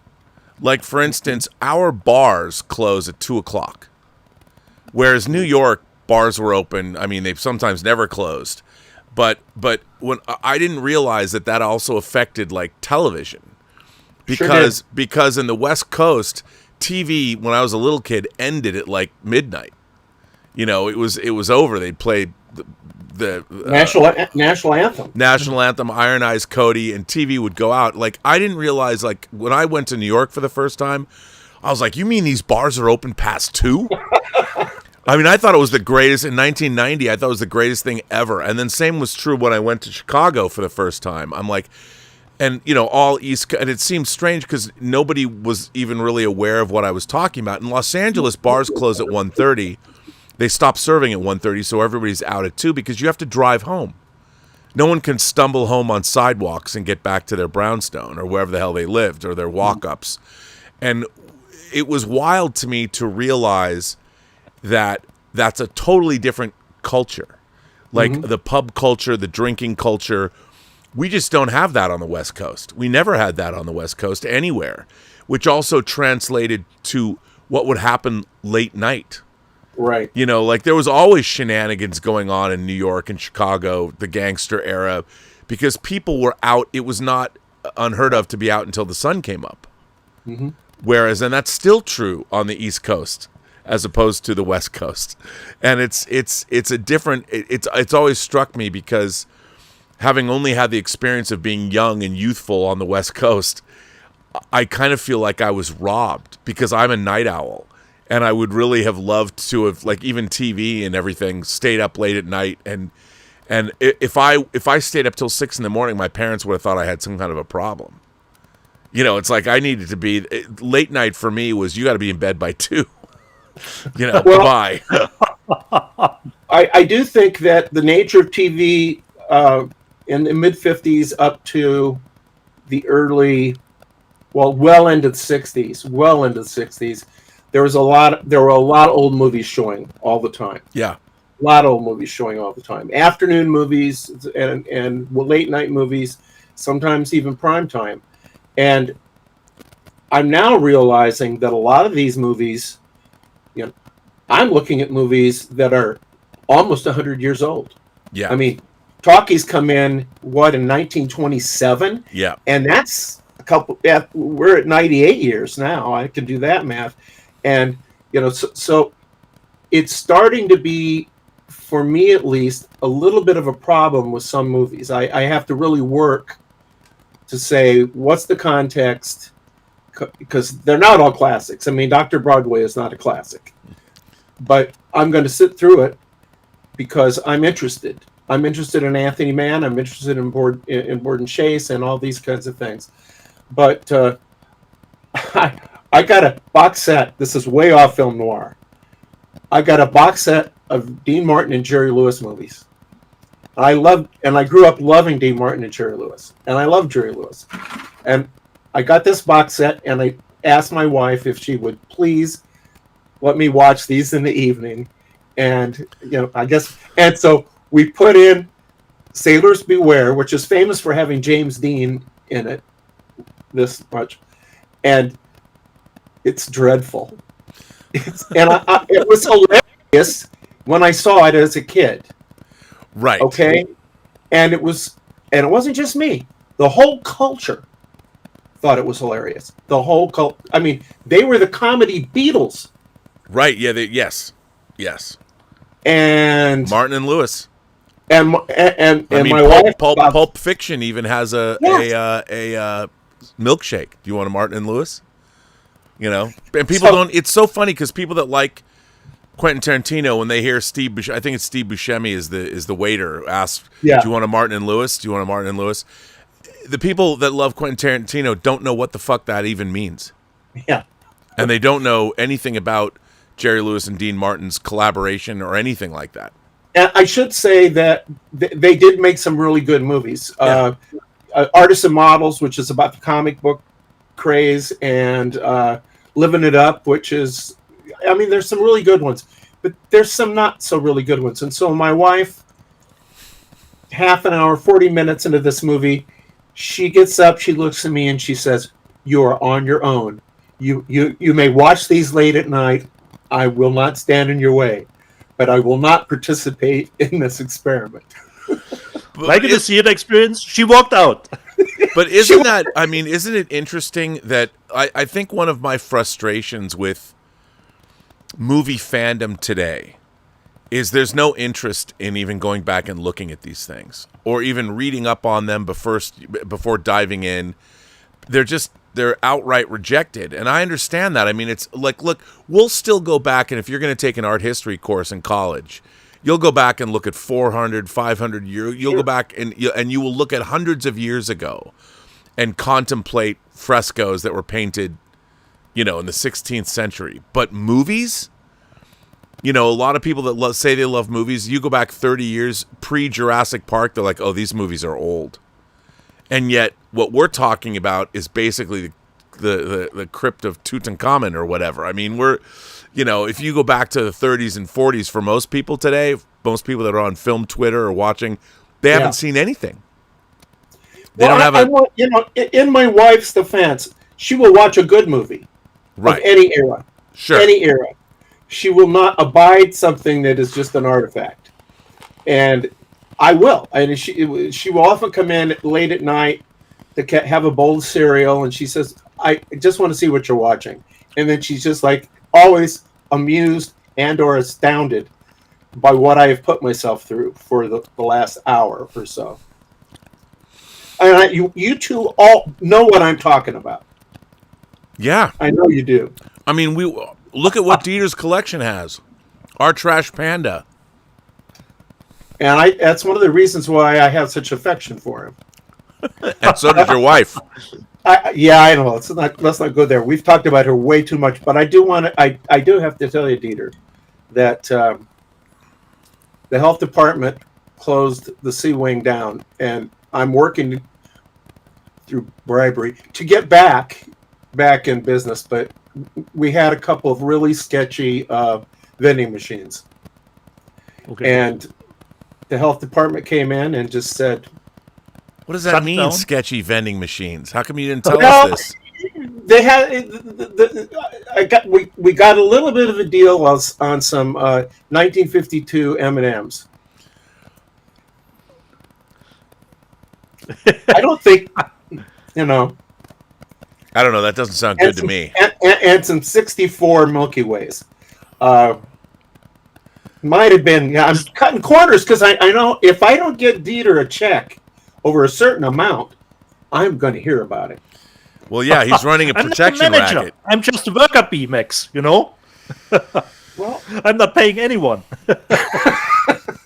But anyway, I just thought you'd want the report on the C Wing. We'll be back rocking and rolling next week. I'll have something for you. Just quick, Max, you said you were going to Fantastic Four with your family. Did you enjoy it? Oh, yes. And I mean, what I loved about the Fantastic Four was, I'm somebody who, I bought the Fantastic Four #1, off the newsstand. I bought Amazing Fantasy 15 as the first Spider-Man off the newsstand. And I gave my grandson 3 volumes of Steve Ditko, Spider-Man, and another volume of Johnny Romita. And so when that thing, and you nailed it, Rob, that when they do that thing at the beginning where they have like a news thing showing them fighting, and these creatures that are right out of Jack Kirby. Oh yeah, I loved it. Now, I'm not somebody that, I told you, my grandson said to me, I noticed from some of your books that you have some Spider-Man. I thought you were a DC man. I'm not a DC man or a Marvel man. I'm a comic book guy, but I do feel like we're pretty lucky to have 2 movies that caught their classic characters, Superman and the Fantastic Four. Took them a few times to get it right. But it's very much in the flavor of the first several years of that comic book. Yeah. And Nice. that's amazing to me, because you see interviews with people who are in these movies, and their reference for the movies are to look at other movies and go back to the comics. Yeah. You'd think that would be a no-brainer, but no. By the way, we have a few comments, Max. First of all, Terrence Stamp passed away. Andy Haynes asked about that. He was great in the Limey, but Terrence Stamp goes all the way back to Swing in London in the 60s. Sure does. You know, he had an amazing career. And in the Limey, Steven Soderbergh's The Limey, he's great in the Limey, but what I loved about the Limey was they actually used footage and photographs of Terrence Stamp's work in the 60s to show his history, which I thought was pretty interesting. I love it when they do that kind of thing. It's a great context. It gives the story context, and it gives you context as a moviegoer. Yeah. But yeah, he was great. I mean, I know people remember him from obviously playing General Zod in Superman 2, but Terrence Stamp had a great career. Stubble McShave says, for all of the BBC, that's the 3 of us, Hitchcock, BBC. He says, just to make sure, Burnett, Bastian, and Collins, Hitchcock did a lot of noir-adjacent movies and also some, quote, true noir movies, wink, wink. What is your favorite Hitchcock noir-type movie? I'll go first. Yeah. Vertigo. Yeah. I don't think that there's any, but I would say a runner-up would be Shadow of a Doubt. And Rear Window is pretty noir. Yeah, Rear Windows, that's my favorite Hitchcock movie. Mostly because Grace Kelly in that movie is my favorite female character of all time. Well, you go off with Grace, and I'll go off with Gloria Graham. Yeah, okay, well, there you go. And we'll have a better time. Dieter, do you have a favorite Hitchcock movie? I'm not sure if I can pick one in a noir sense, So, tough. I mean, I love North by Northwest. Shadow of a Doubt's Yeah, really certainly. good, but I don't know if it fits the noir sensibility of what Stubble was asking about, considering Hitchcock. Well, that speech that Joseph Cotton gives where he talks about people being, just like worms or something. I mean, it's so noir. I mean, it's so chilling. Well, because he has that great persona, and then lurking behind it is this twisted thing, and it's set in a little town. It's set in a little, perfect American town. Vertigo, though, what's interesting about that to me is, I mean, it is noir, but it's more of an internal, like, there's not a crime element to it, really. I mean, it's okay. I mean, you've got somebody. Well, sure, there is. The wife is murdered. Yeah, I guess so. But not like I don't think of it like that, because I see it more as Jimmy Stewart's obsession. It's more about this guy's obsession with this woman. I mean, she's murdered certainly, but it's not like it's a crime movie per se. It's more about. Whereas Rear Window is really a guy who kills his wife. They're following did he or did he not murder somebody, and it's. Well, I think the heart of Vertigo is there's a very noir aspect to, which is the tragedy of that is that it's this guy's obsessive love for this woman, pitted against who he is as a detective. He cannot not solve the mystery. Right. And I think that's first time I saw that, and I was a kid. I completely, I guess we should have the spoiler alert here, but I completely bought into what Jimmy Stewart was buying into. Yes. I completely bought into it as a movie about the supernatural, and you can only watch it the first time once. I mean, that's not stupid, but then it's a different movie. Totally. So, but yeah, I think that's a great movie. Agent Silver Fox says, I love listening to Max Allen Collins. Can I ask you guys to do a weekly segment stating your top 10 movies from each decade? Oh, man. I don't know if that's even possible. I have to go back to about 1900, don't I? Well, there weren't feature films till 1905. So, hey. Well, I've done these top 10 lists any number of times, but when I look at them, go back and look at them, they're always different. I mean, they may be some of the same players, but I would hate to have. I know they ask you the desert island question, if you can take 5 movies to a desert island or whatever. You know, that's torture for me. Yeah, it's hard. Correct. It's really already hard. 5 different ones. And it could be 5 different ones, you know, depending on the day of the week. Yeah. Yeah. Correct. Well, there we go. Okay. Well, Max, another great segment, sir. Well, I'm glad you liked it. I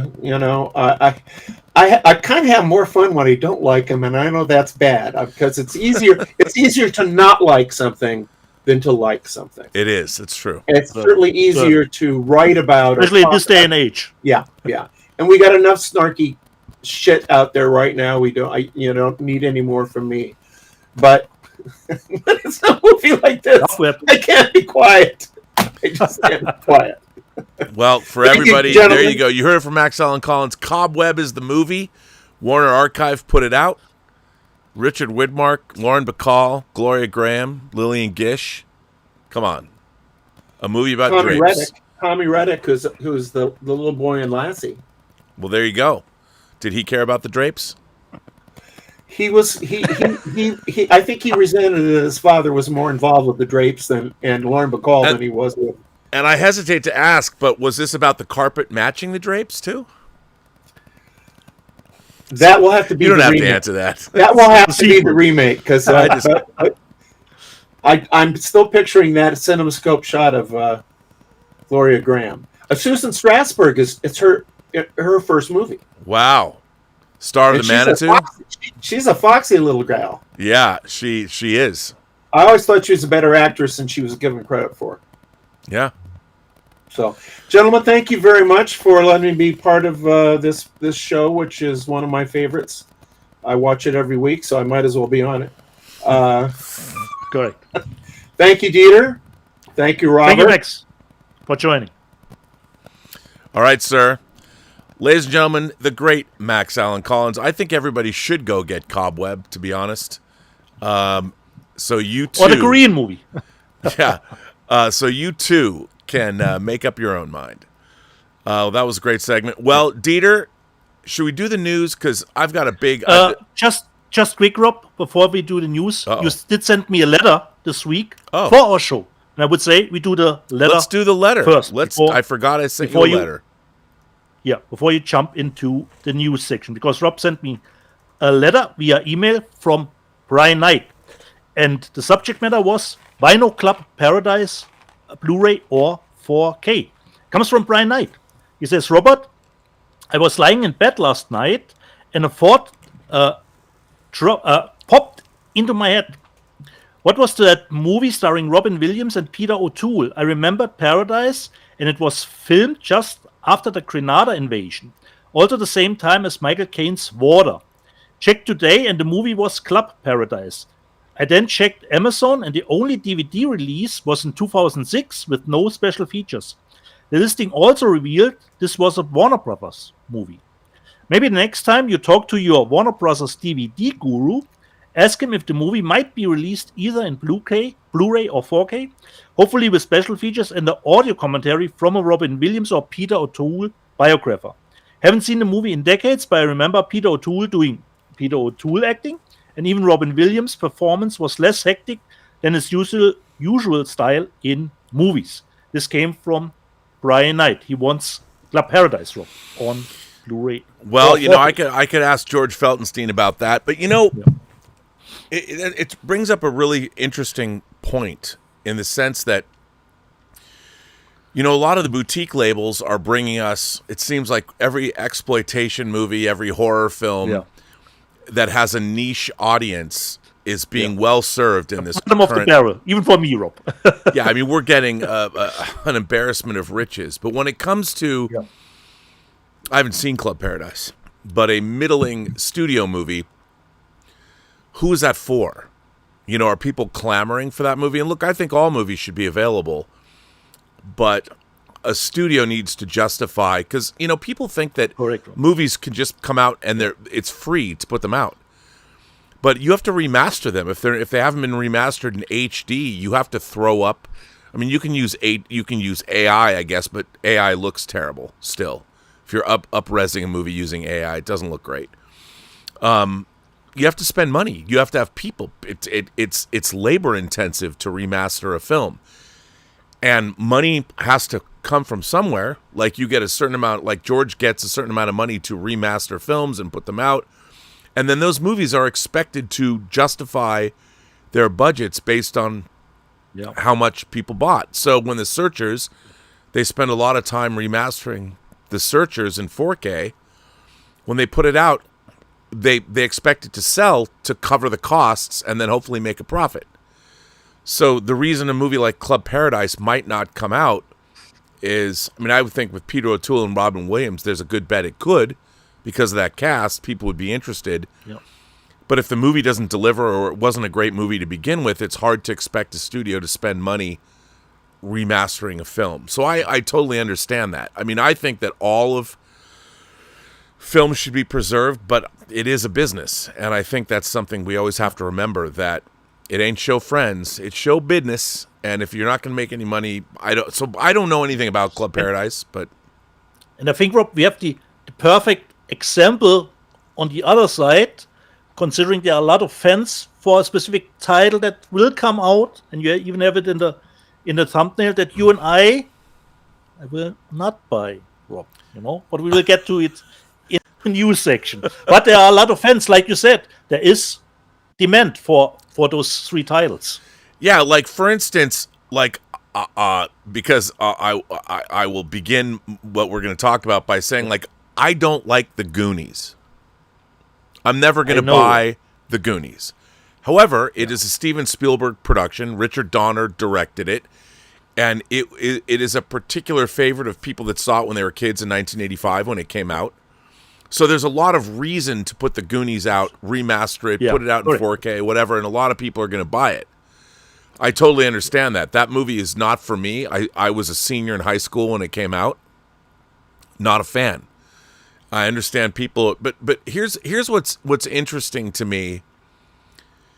I can tell you there are movies I like when I was a kid that aren't good, that I like. But I know the difference between that. I can go this movie is not good, but I love it. There's a lot of people that will say things like, no, this movie's great. They haven't been able to grow up and they don't have a perspective on it. Which I think that's the problem. I love Star Crash, but I'm not going to ask people to watch it and expect them to go, oh my God, Rob, that movie was awesome. It's not awesome. I love it, but I also know it's not awesome. So I'm never going to inflict it on another human being. Unless, of course, we've had a conversation and we've talked a lot about it and somebody's curious and they want to sit down with me and watch it, I'll take them through it. But for the most part, and The Goonies obviously is a slick Hollywood production, I understand. I get it. But there are some movies, we're getting so much stuff that it's amazing we're getting. So, totally. We live in pretty great times. Which brings us to the news section. Yeah. Shocking news coming out from. I have to get to the. Hang on before I get to. By the way, I just wanted to read another super chat came in from Richard Curtis, who said, "I recently saw Terrence Stamp and John Schlesinger's Far from the Madding Crowd with Julie Christie. That's a great movie, actually. I like that. He was also great in Last Night in Soho. Was that his last role? I know it was Dame Diana Riggs. I think so. I don't think know at the moment. Okay. You know, that was Edgar Wright's movie, Last Night in Soho, right? Yeah. So, I think it was. I mean, I think that was perhaps his last movie. I don't remember Terrence Stamp being in Last Night and so. Don't remember that. Well, but I only have seen it once. Okay, we're gonna jump into the news, Deets. Yeah. And you know, I was really excited to lead with the box set of Little House on the Prairie. The complete Unsere kleine Farm in German. Well, let me tell you, I mean, this seems to be what the current Republican administration wants America to turn back into, is Little House on the Prairie. But you know what? I can't lead with that, even though, you know, I was contemplating buying this box set simply because I'd want to go revisit it because I watched it when I was a kid. But then something... 9 seasons. No, I know, right? Nellie is still a bitch. She's still a see you next Tuesday. But then this happened. Teenage Mutant Ninja Turtles in 4K or in Blu-ray. The trilogy. The first movie, 1990, and then the ones that came after. And they're like the Goonies. There's a huge contingent of people, and I don't mean to put anyone down, but there's a huge contingent of people that are very, very, very excited about Teenage Mutant Ninja Turtles. This is coming out from Arrow. They do a fine job. Now, I'm sure this is going to be a great box set. So, Dieter, how excited are you to get Arrow's box set of Teenage Mutant Ninja Turtles in 4K? The nostalgia hard rock would say yes. But considering how the movie aged, probably, perhaps, Rob, perhaps you can convince me with the price drop as a Schnäppchen, perhaps. But I actually like the Turtles more in animated form. You know, I think some stuff is not translating that well to live action. So for me, at the moment, it's a no purchase, Rob, unfortunately. Me too. You know, God bless. I mean, I know a lot of people want the Turtles. The first Turtles movie. It's great I like the first Turtles movie. It's great that it's out there for people. And far be it for us to ever complain or make fun of somebody for buying what they want to buy. We are the last people to cast dispersions on anyone else for buying things. If you look at our collections, there's a lot we're guilty of. Certainly. So this wouldn't be the most embarrassing. Not at all, Rob. No, not at all. Not at all. But it is coming out. It is coming out in 4K, and I'm sure Arrow is going to do a great job. There are two different cover variations. If you buy it on the Arrow website, you can get. I think this is the. I'm not sure. I think this is the limited one. Yeah, this is. I think this is. I picked specifically the website only version. Yeah. So the other one is the original cover, the theatrical poster. I believe. Whenever there's an original, like a website only, I always go for the exclusive. I like doing that. So for everybody, Teenage Mutant Ninja Turtles is in fact coming out. Warner Archive again announces their September titles. They have coming out. Just Victor, help me out. Which company put the Turtles movie out? In original, what is New Line? I believe they're New Line. Weren't they New Line cinema movies? I don't know why Warner, but they might. So Arrow has made a huge acquisition. They've made a huge deal with Warner Brothers to license various MGM and New Line and Warner Brothers titles.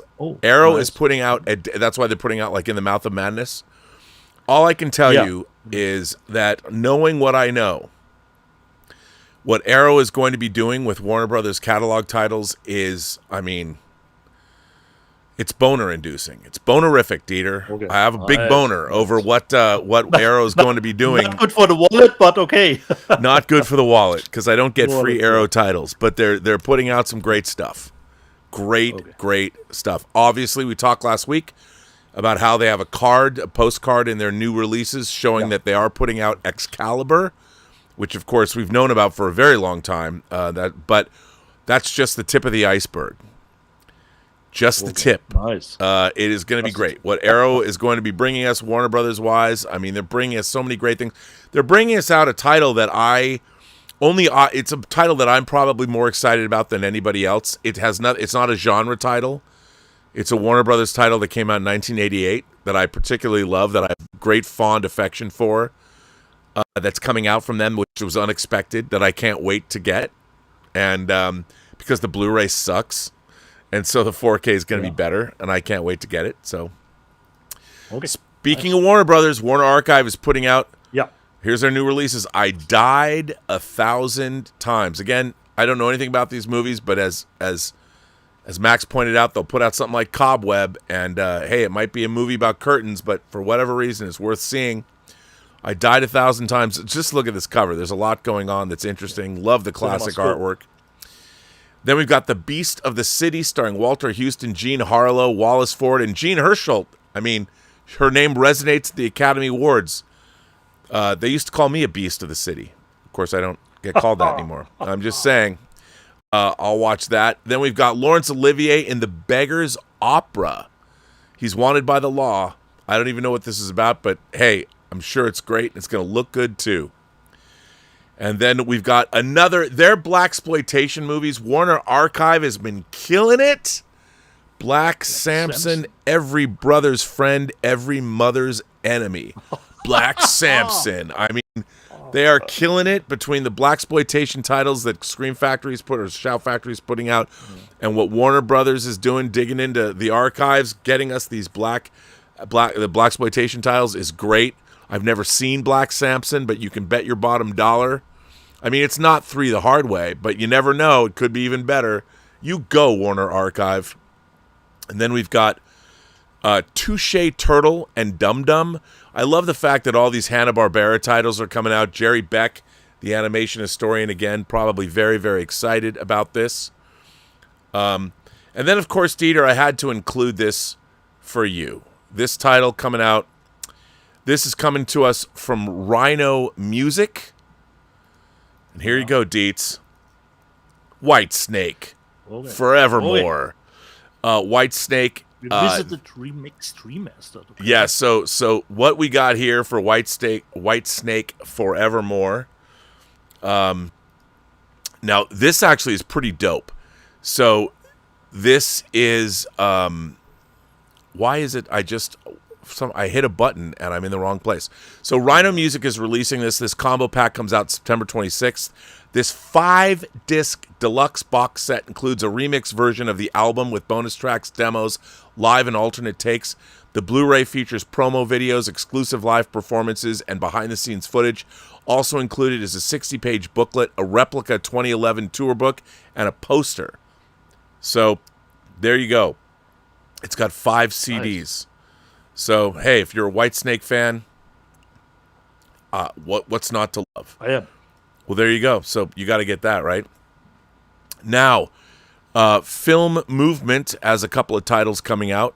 I don't know much about them, but Film Movement's first putting out The Red House. That's from 1947, as you can see, Edward G. Robinson. And I'm sure there's crazy stuff going on. And then they're also putting out Kansas City Confidential. So you've got 2 Film Movement, probably crime thriller, noir-esque films, and I'm sure Max will love them, but I don't know anything about them. And then Restored in HD.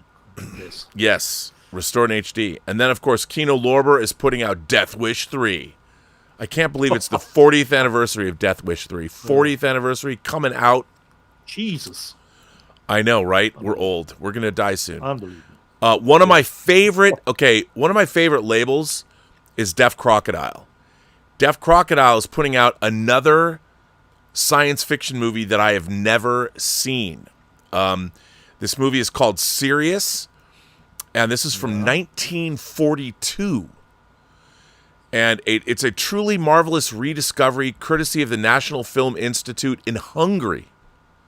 Sirius is an intensely romantic time travel film with overtones of the Christopher Reeve, Jane Seymour starring Somewhere in Time, and Back to the Future.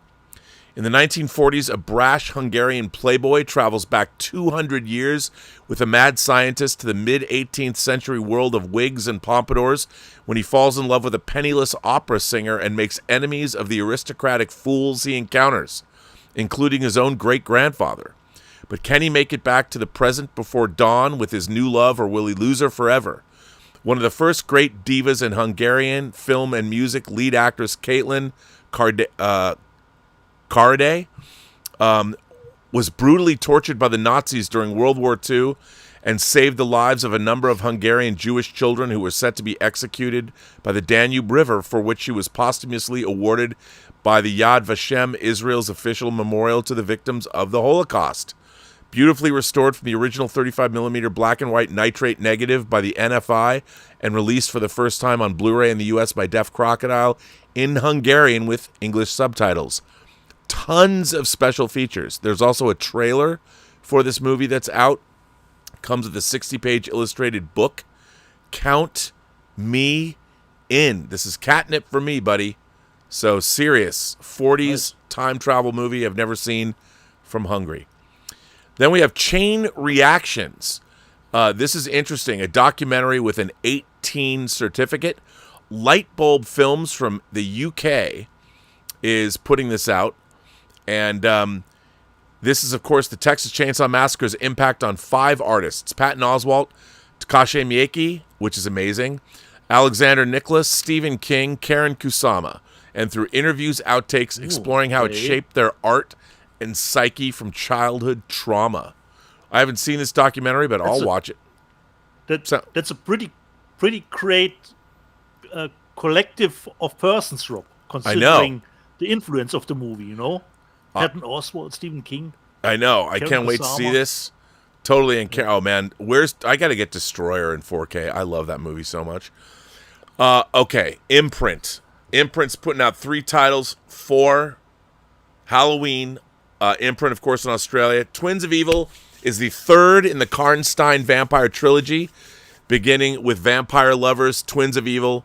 Vampire Lovers, Lust for a Vampire, and Twins of Evil is the 3rd one.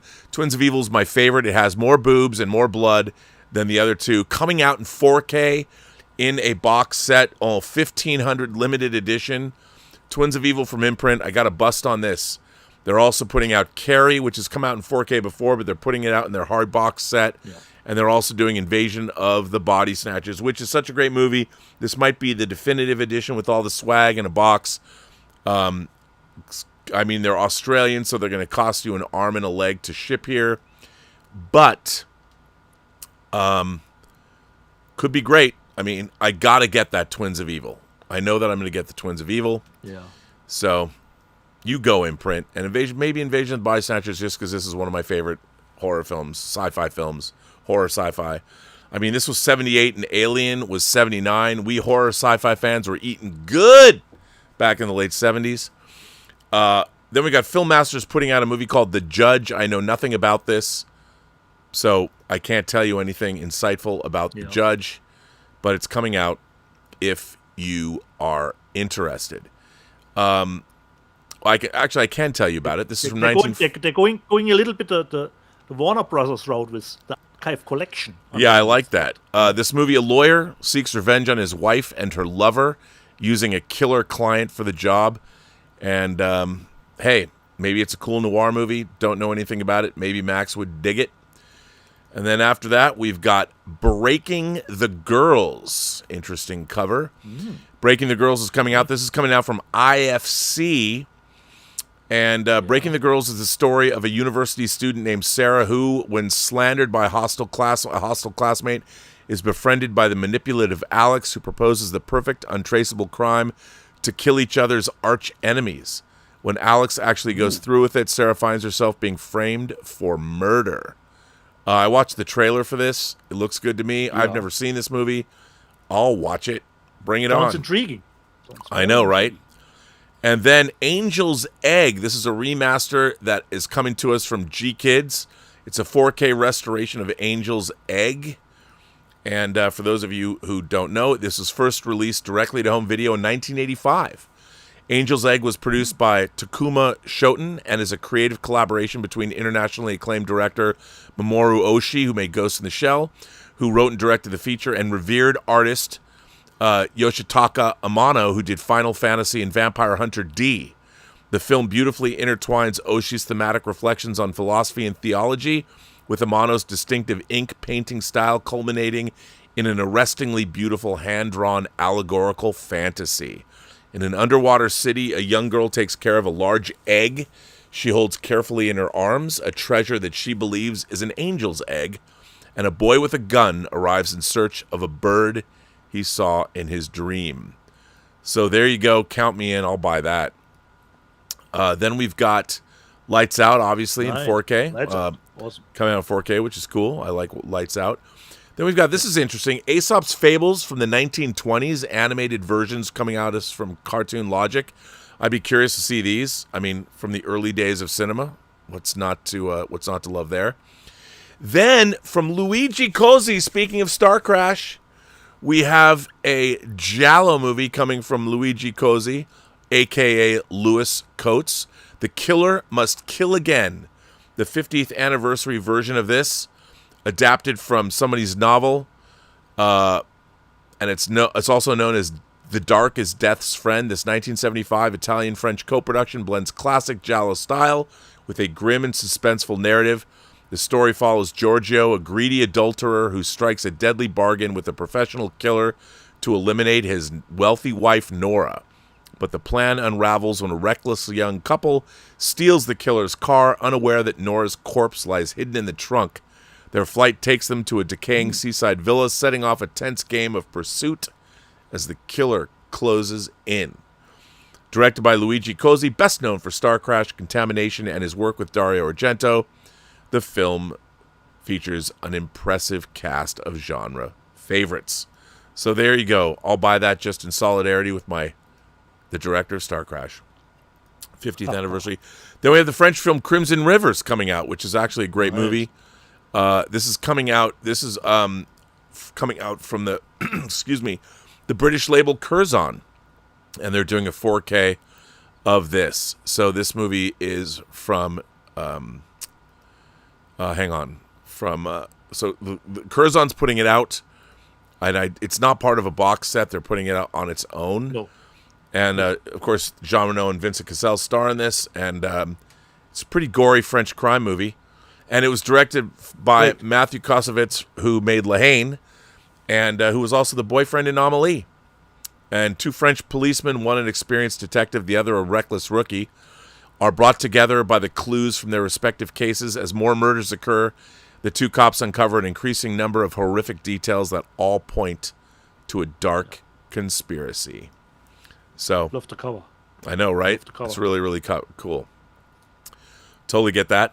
And then we got something from Shudder, Revealer. I don't know this movie. Do you know this movie? Rob, I went down a rabbit hole. I pre-ordered this one from Shudder because it looks like in the same vein. You know, I showed Influencer and Sissy, considering bonus features, and I looked at my order list. It came out in Germany, but I think I never gotten around to seeing the movie, Rob. I don't remember seeing it. So, but I will get those versions too. There's a trailer, but I can't tell you anything about it. The description says tensions rise when a stripper and a religious protester are trapped together in a peep show booth and must come together to survive the apocalypse in 1980s Chicago. That's wild. It's just a good thing that Shudder is releasing their stuff on physical media too. I love it. I love that they're doing it. It's fantastic. Now, special features or booklets. Like I said, Influencer, Sissy, two of my recommendations. Coming to us from 101 Films, there is more stuff from Why am I drawing a blank on Full Moon where I worked? This is the Dollman Toy Box Collection. In the early 90s, long before shared cinematic universes were commonplace in Hollywood, Charles Band and the B-movie masters at Full Moon released the Albert Pune-directed Dollman in 1991, led by the charismatic and grizzled Tim Thomerson as Brick Bardo, a.k.a. Dollman. The comically absurd plot resonated with B-movie fans, and the film soon became a staple of late-night cable schedules and video rental shelves. The David S. Goyer, yes, that one, penned Demonic Toys, followed soon after Dollman. By the way, he also wrote Arcade, unleashing a whole host of miniature terrors. And so this goes on. You've got Dollman, Demonic Toys, Dollman versus Demonic Toys, and Demonic Toys 2. But you didn't work on Dollman, Rob.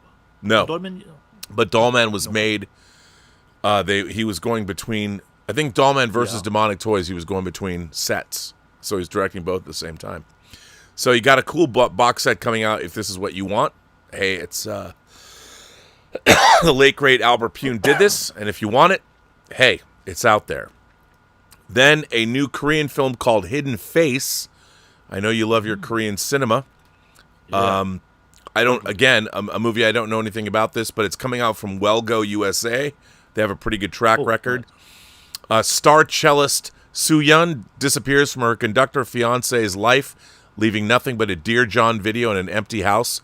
While a hurting Soo-jin attempts to fill her seat in the orchestra, Mi-ju appears as her replacement, but soon winds up taking her place in the bedroom as well in this twisted, erotic thriller.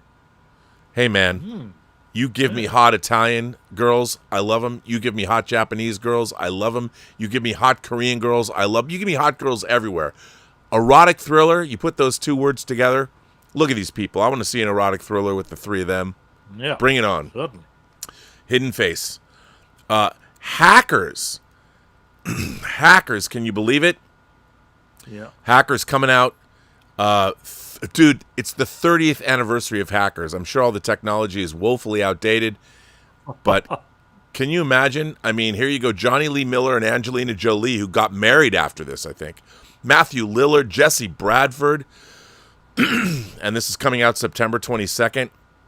Yep. It's a 2-disc, it's a 4K, and it's a Blu-ray. It's an original restoration. It's got a bunch of special features. Wasn't there already out a Steelbook in the States? I think so, yeah. For Hackers? Yeah, but this is a big, full-blown special edition, which is cool. Then, coming out from Kino Lorber, they're giving us all of Dan Curtis's stuff. Dead of Night. I mean, Dan Curtis, you know, who did all of we're getting everything he ever did. This is a movie, Dead of Night, starring Ed Begley Jr., and it's coming out on October 28th, just in time for Halloween. And of course, the cover up, it looks like Gladys' prequel. I know, right? And Richard Matheson, the great Richard Matheson, wrote this. And this is a thrilling triptych of spellbinding stories, and it's an anthology, and it's great. And Tim Lucas does the commentary on it, and very exciting to see all of this. Mm-hmm. So also is there's all kinds of great stuff in here. So hey, it's great to see all of Dan Curtis's filmography coming to us. They're putting out really everything, which I think is great. Now I just wish Kino Lorber would get a hold of The Winds of War and War and Remembrance. Let's get those out in 4K. Now we're getting a Steelbook of Meatballs, the great Bill Murray movie. Are you ready for the summer? I mean, if you like Meatballs, classic comedy from the late 70s, early 80s era. One of Bill Murray's first. It's a lot of fun. I like Meatballs. And then we've got... Limited. Yeah, and then we have The Devil's Rejects coming out from Lionsgate Limited. Now, there has been some question as to whether the director's cut is involved here. Yeah. Let's see if it is. Let me read up on it. The Devil's Rejects, the second installment of writer-director Rob Zombie's demented Firefly trilogy, celebrates 20 years of depravity and dismemberment with a nationwide theatrical re-release in October 6th and 8th. Brought to you by Fathom Events, and with a new introduction by Rob Zombie, the film begins with a revenge-crazed sheriff, blah, blah, blah, blah. Special features and technical stats. It doesn't say if it's the director's cut or not. I don't think it is. But there's a ton of stuff on it. There are 3 discs, okay. Yeah, it's 3 discs. Maybe it is in there. I don't know. But there's a ton of stuff. Would say even perhaps Rob Zombie's best movie, perhaps. Yeah, it probably is. So that's coming out. Also, they are putting out, here is their release of Daybreakers. Look at that cover, a Steelbook. Yeah, nice. Great stuff there. Good too. Yeah. And then Mark Lester's The X, the man who directed Class of 1984 and, of course, Firestarter. Dark Force Entertainment is putting this out, along with Kino Lorber. They've detailed their upcoming Blu-ray release of Mark Lester's The X. And so that's cool. They're teaming up. Yancy Butler from Hard Target. From Hard Target. And Nick Mancuso's in it from Heartbreakers. So that might be worth getting. I love these erotic thrillers where women go crazy and want to kill your wife or girlfriend. Then we have, I don't know what this is, The Gullspang Miracle. I've never heard of this. I know, right? But here's what it's about. This is also coming to us from Film Movement. A seemingly divine premonition leads Norwegian sisters Carrie and May to buy an apartment in the small Swedish town of Gullspang. To their surprise, the seller looks remarkably similar to their older sister Astrid, who committed suicide 30 years earlier. What's even more odd is that this doppelganger used to go by Lita, the same nickname as their deceased sister. What begins as an eerie story of destiny, faith, and improbable coincidence soon becomes a Pandora's box of stranger-than-fiction revelations and awkwardly comical mishaps in this riveting and one-of-a-kind documentary that is complete with David Lynchian echoes of Twin Peaks. And there's a trailer. You can look at it. It's a documentary, dude. One of the twistiest documentaries this side of 3 identical strangers. Crazy, right? The Gullspang Miracle, I would assume that it is their dead sister. Who knows?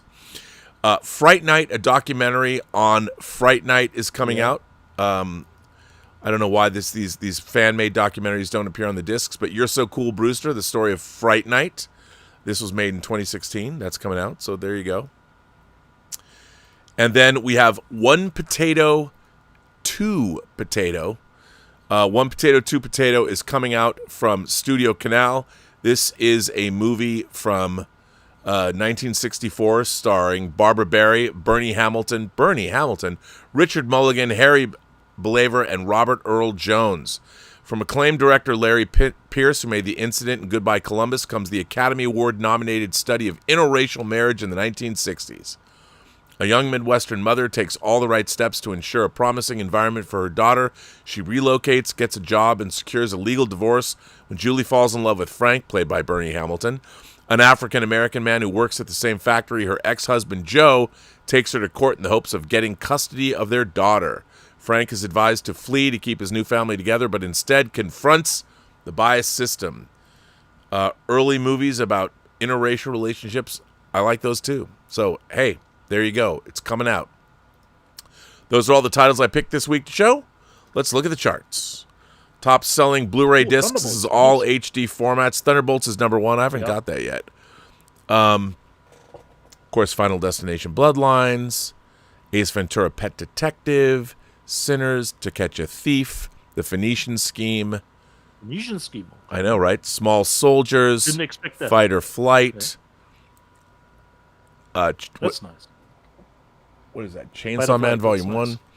And a Minecraft movie. Anime series. So there you go. And then the 4K Ultra HD discs, Thunderbolts, Ace Ventura, To Catch a Thief, Small Soldiers, The Phoenician Scheme, Sinners, Nobody, Billy Madison from Kino Lorber, Final Destination, and Transformers, the movie. So, Dietz, that is all the news that's fit to print. Nice. Wasn't actually expecting Rob something like The Phoenician Scheme in the top 10, but yeah, I know. There we go. There it There we is. go. So, do we have any super chats left, Rob? Before I let me look, Dietz. Let's see if we have super chats left. Hold on. We do. And just quick drop, Tony in the live chat says Devil Reject is the R-rated cut. It is the R-rated cut. Well, sort of sad. Super chat from Tony. Tony RL says, a 1988 Warner Brothers beloved film from Arrow. Tell me it isn't Tequila Sunrise, Rob.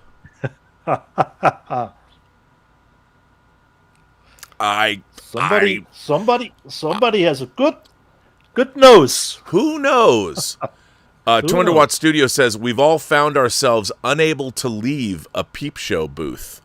Am I right? Yes, it's true. I've been locked into a peep show booth. No, I haven't ever been. But, I'd like to. I'd like to be locked in a peep show booth.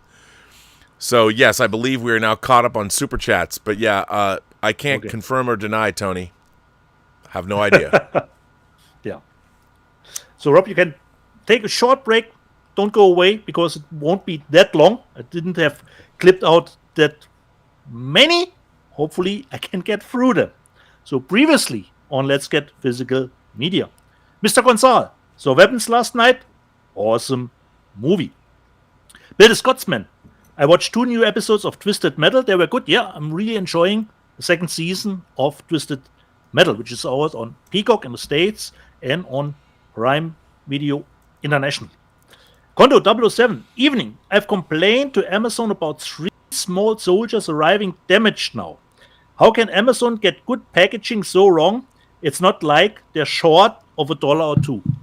It is what it is, Kondo. What can I say? And then you asked me actually in the live chat I've seen if my Steelbook is in pristine condition. And it is, Kondo. It is. Strangely enough, it is. Walter Whitewalker says, I'm not allowed to speak on the John Campea show anymore. What have you done? And Bill, the Scotsman, asks, is there an extended cut of Final Destination 6? No, there is not. And I don't think there was ever a longer version on any of the Final Destination movies. Castle Grayskull wants to know, Deeds, what does your shirt say? Many asked about this, my shirt last week, which features the female wrestler Asuka. So I would just assume that is her name above it. And it says on the back, beware, the Empress. And she has even a great YouTube channel. I think it's called Kana-chan TV.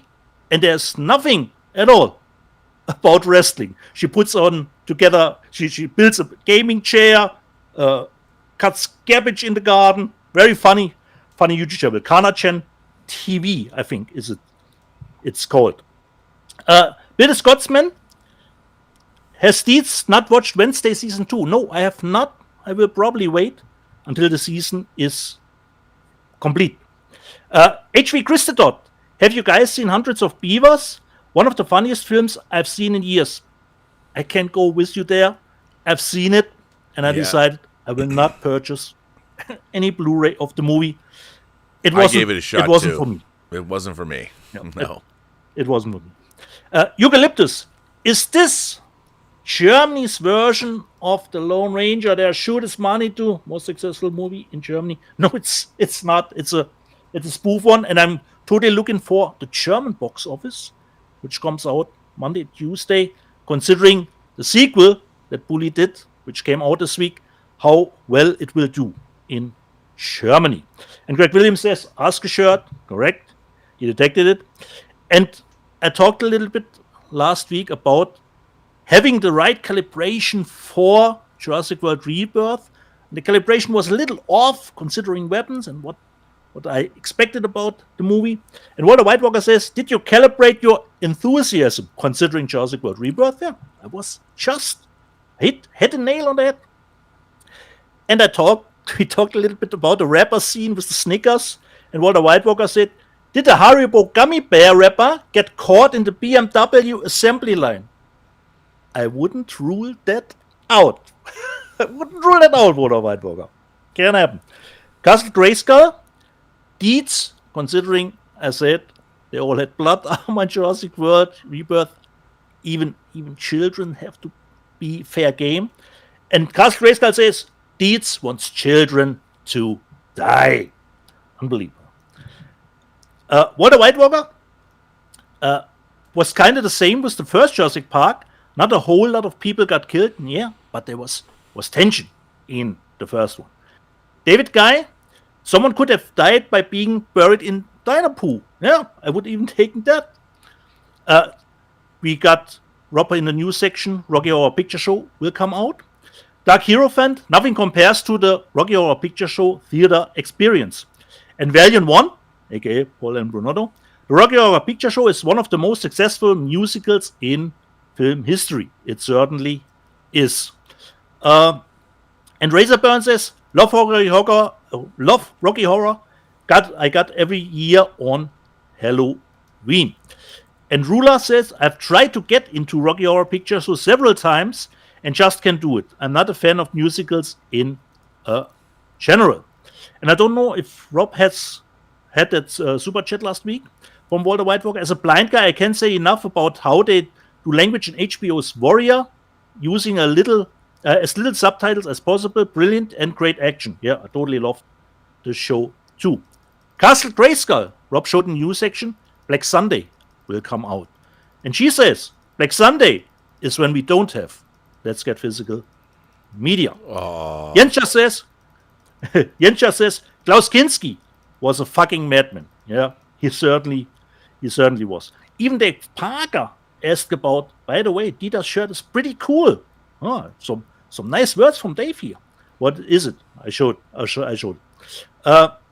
Rulaf, what about the news they are going to release Minority Report? I already said it a little bit earlier. I'm a little bit hesitant that it will be the same thing as with War of the Worlds. We will get finally a great picture because the John Krasinski photograph is very special. Janusz. I hope the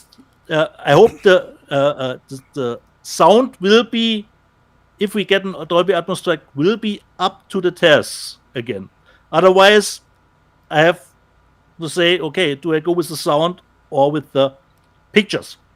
And we always have technical snafus here.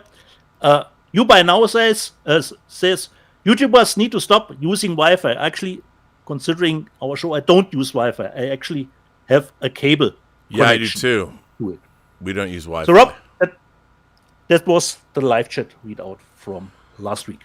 Well, that's exciting, Dietz. So good live chat from the folks at home. I don't know if I really have much to add now. Yeah. The only thing, Rob, since I wear my angry Joe shirt, he did a great his I believe 4th review of Superman the movie, because he's the biggest Superman fan I know, and he watched the movie now that it's out on VOD again and gave it, I think this is the 3rd or the 4th time he reviewed it, and he really goes into detail. I think it was a very good review that he did, almost an hour long.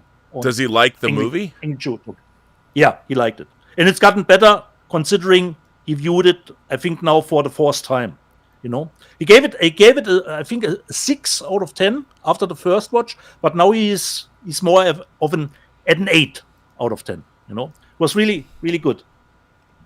Well, that's good. It did dive into. Yeah, it's good that he likes it. I mean, people, boy, I did a show about it the other day, yesterday. And boy, do I have a lot of commentary on that show. Yeah. A lot of people were not happy with the thumbnail title, Rob, considering weapons. Yeah, you get some.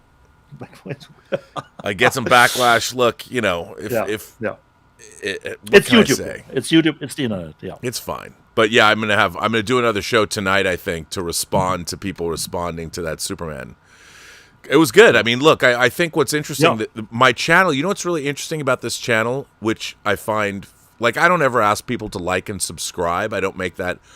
But over the last... Which I quite enjoy, Rob, that you don't, even at the beginning, when you started this channel, you never pressured, like, subscribe, hit the notification bell, No, I never do that. However, what's really interesting is lately, the people that watch this channel are about 23% that come back, 50% of the people watching the channel now are new viewers.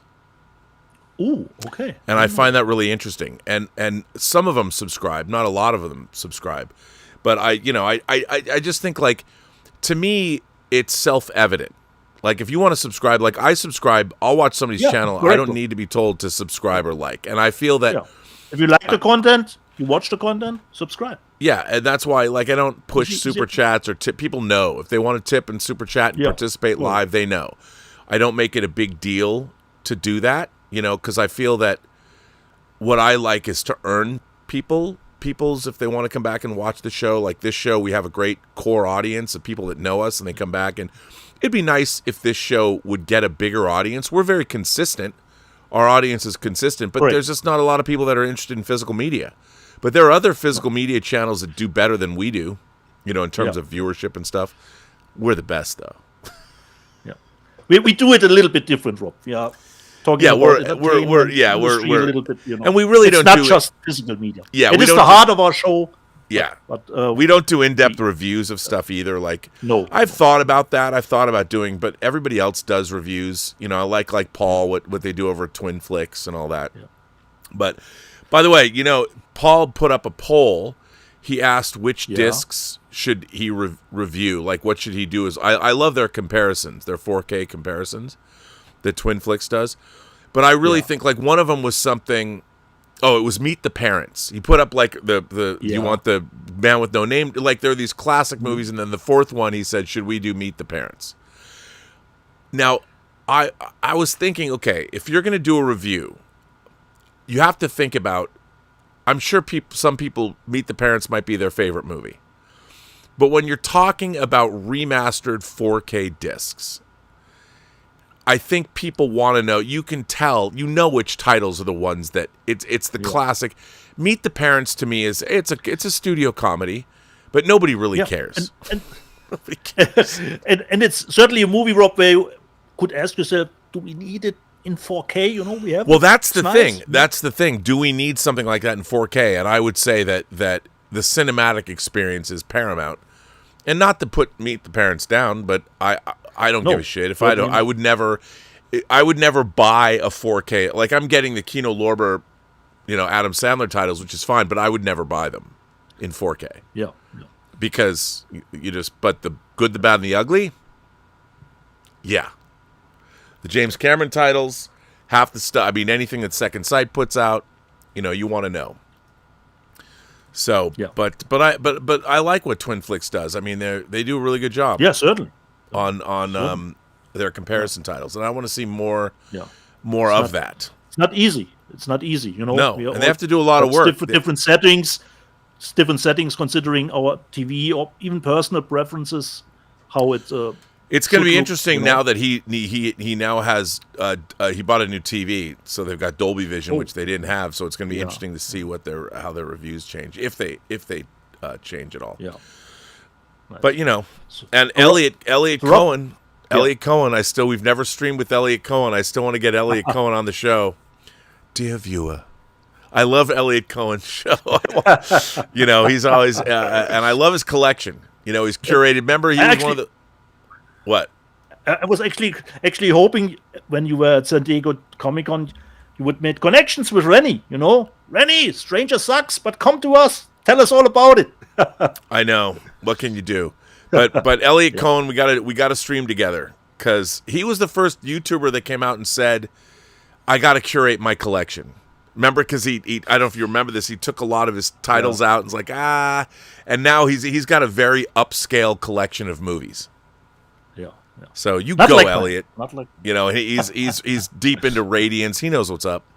His Criterion titles. He's got a great collection. So I don't know if we have anything more to say, Dietz. No. And Rob, since we are almost got through, except for the snafu at the beginning, technically, I think we should end it here, Rob. Yeah, we've done well. Before we go too far. Let's end it. So, from my perspective, jede Person, die du triffst, hat eine Geschichte zu erzählen, die du noch zu hören hast. Alles, was du tun musst, ist zuhören. Well, I do want to say, There's a few other super chats. Actually, Stubble McShave fires in a final tip and says, "Are there any official dollar figures on how well a movie does in the secondary market? Can you see how much a movie earns for both streaming and physical media releases?" They used to do that. You probably can find those numbers, but they're just not really reported much anymore. Yeah. I'm sure that you can get breakdowns for publicly held companies for their stockholders. They have to make that stuff available, but there aren't many people that are clocking those numbers anymore. But you can see on the charts, like VOD charts, what was number one, what's selling and those kinds of things. Considering the studios themselves, let's say Superman costs $30 as a stream and $35 as perhaps the 4K. Don't they get a little bit more just from the streaming money? Yeah, I mean, they have to. The Blu-ray has to be manufactured, distributed, Oh yeah, they're just downloading. I mean, yeah, it's all pure profit, really. I mean, there's infrastructure that they have to pay for and all that, but yeah, and also, they pay license. It's like they can't just put up a movie on HBO Max for free. They have to pay a licensing fee and all that. It's all internal money, but it still goes to the coffers. I mean, and Superman is still out in theaters. So it's still making money both internationally and domestically. Like we said, it made over $5 million this weekend. So, but Stubble is right. It would be nice to see those actual I'd like to see those market numbers. Yeah, totally. I haven't because we know how big they were when DVD were at the height of its power. Yeah, I haven't started reading the book Stubble sent me. It's actually in my car. Yeah. Sometimes I carry books in my car because when I stop and eat lunch, I read. So, will you do the shopping when Elizabeth is calling? Yeah. Will you do the shopping or just reading? Yeah, we're waiting. She goes, "Why have you been sitting in the parking lot of Albertsons for 2 hours?" I'm like, "I was reading a book and somebody called me on the phone and I lost time. I lost track of time." It's so funny. Well, because we have our little iPhone. She's always going, "Where are you?" Like I could never have an affair. I'd get busted. I'd forget to turn that off. You were at so-and-so's house for 10 hours. What were you doing? What was I doing? By the way, we're going to end the show with a special thing. We all know that Major Chai Chai has been making a giant crochet Death Star. Yes. And she mentioned it in the Super Chat earlier. We have photographic evidence. Here is her work. Here is the giant crochet Death Star that she's making. Here is for scale. Here she's lying on it. Pictures. Look at how big that is. Come on. That thing, you can't tell how big it is until you have it for scale. She hasn't put any of the detail on it. But here it is. It's pretty gigantic. And there you can see it in the background. So Major Chai Chai she took me up on my threw down the gauntlet. I asked her to make a big Death Star, gigantic. I don't know what she's going to do with it. But it'd be a great pillow to have in your movie room, I'll tell you that. And Major Chai Chai, I saw you asking in the live chat about my address.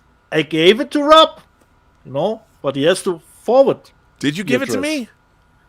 Yeah, via WhatsApp, but I will send it again, Rob. I will send it again. I'll send it to her. Send it to her direct. I'll get it from WhatsApp. I didn't realize you sent it. So anyway, I want to thank everybody for generously supporting this channel via Super Chats and tips and memberships. We'll have a membership call back when Roberto comes back from Tokyo. And I'll be doing another show tonight. It's been really interesting. The shows are really interesting. I think, for me personally, I'm getting more interesting feedback from people now that I've opened up the send me letters directly and all that. It's been really interesting. I really appreciate everybody's feedback and what they've been saying, both in the comments on these shows and then also the letters people have been writing to me have been really interesting. So I want to thank everybody for that. That's really cool. Because, that's what the show's all about. It's about community. And there was somebody made a really long post on last night's show about how that all my credibility goes away when I'm angry about Star Trek wanting to be like it is in the 60s. And I'm like, that isn't true. The Star Trek I'm talking about went from 66 to 2005. So I'm not stuck in the 60s. But if you decide to make prequels to the original series, which is what the movie series has been, Star Trek Discovery has been, Strange New Worlds has been, and then you have no interest in making those jibe with the original series, how can I not get angry? You're the ones that are making shows about their prequels to the 60s show. I didn't ask you to do that. And then when you're trying to change it all, it's really annoying. So I'm going to talk about that tonight. Right. Anyway.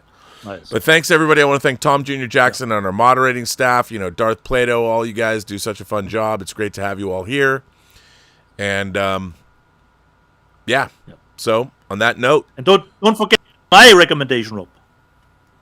The seed of the sacred fig. You know? I will get the seed of the sacred fig because, man, I liked Holy Spider. Yeah. It is in that kind of vein, I would say. I'm looking forward to that. Considering the setting, I think you will really enjoy it. And no technical issues. The sound was great. All good. Very excited. Other than the fact that I accidentally turned my sound off. Yeah. Oh, well. But, Dieter, I will see you next week. There should be some interesting... I don't even know. I don't know what I've got coming. I don't think, Second Sight hasn't... The only thing... Do you know what I forgot? I forgot something. I totally forgot something in the news section. Because I just thought about... so our beloved Second Sight... Yes. Florida Project. Oh, boy. This is bad. Hang on, where did I Not put really, it? Robert, because this is just, I think, from 1 or 2 days ago, the announcement. So it's pretty... It is, but I pulled the picture. I pulled the picture. Yeah. And I forgot to include it. What a douche, because I can't... Wait, hang on. This isn't right. You know what? I'll talk about it next week.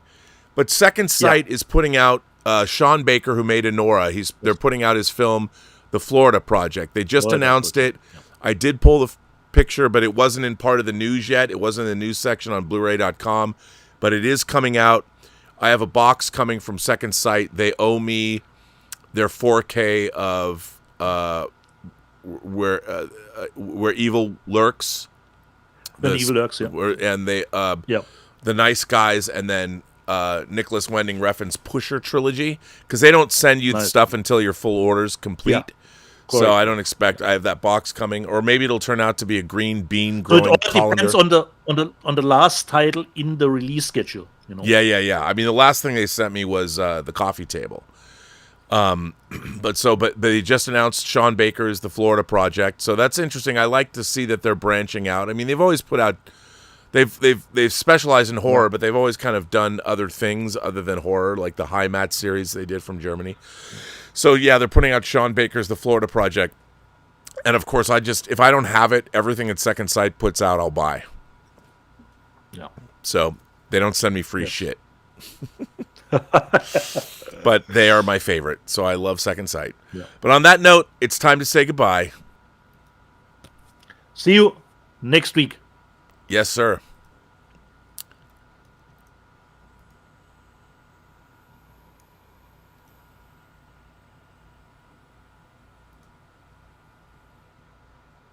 Wow. You know what? You know what's funny? I was trying to end the stream, but they said that live streaming wasn't available now, and that I would have to I'm putting in my credentials again. I don't know if I've turned off the stream. So at the right moment in time. Yeah. So this stream is still being broadcast right now. And how funny is that? Now I can end the stream because I'm verified. Yeah. So there you go. I've ended the stream, turned it off. That was funny. All right, man. So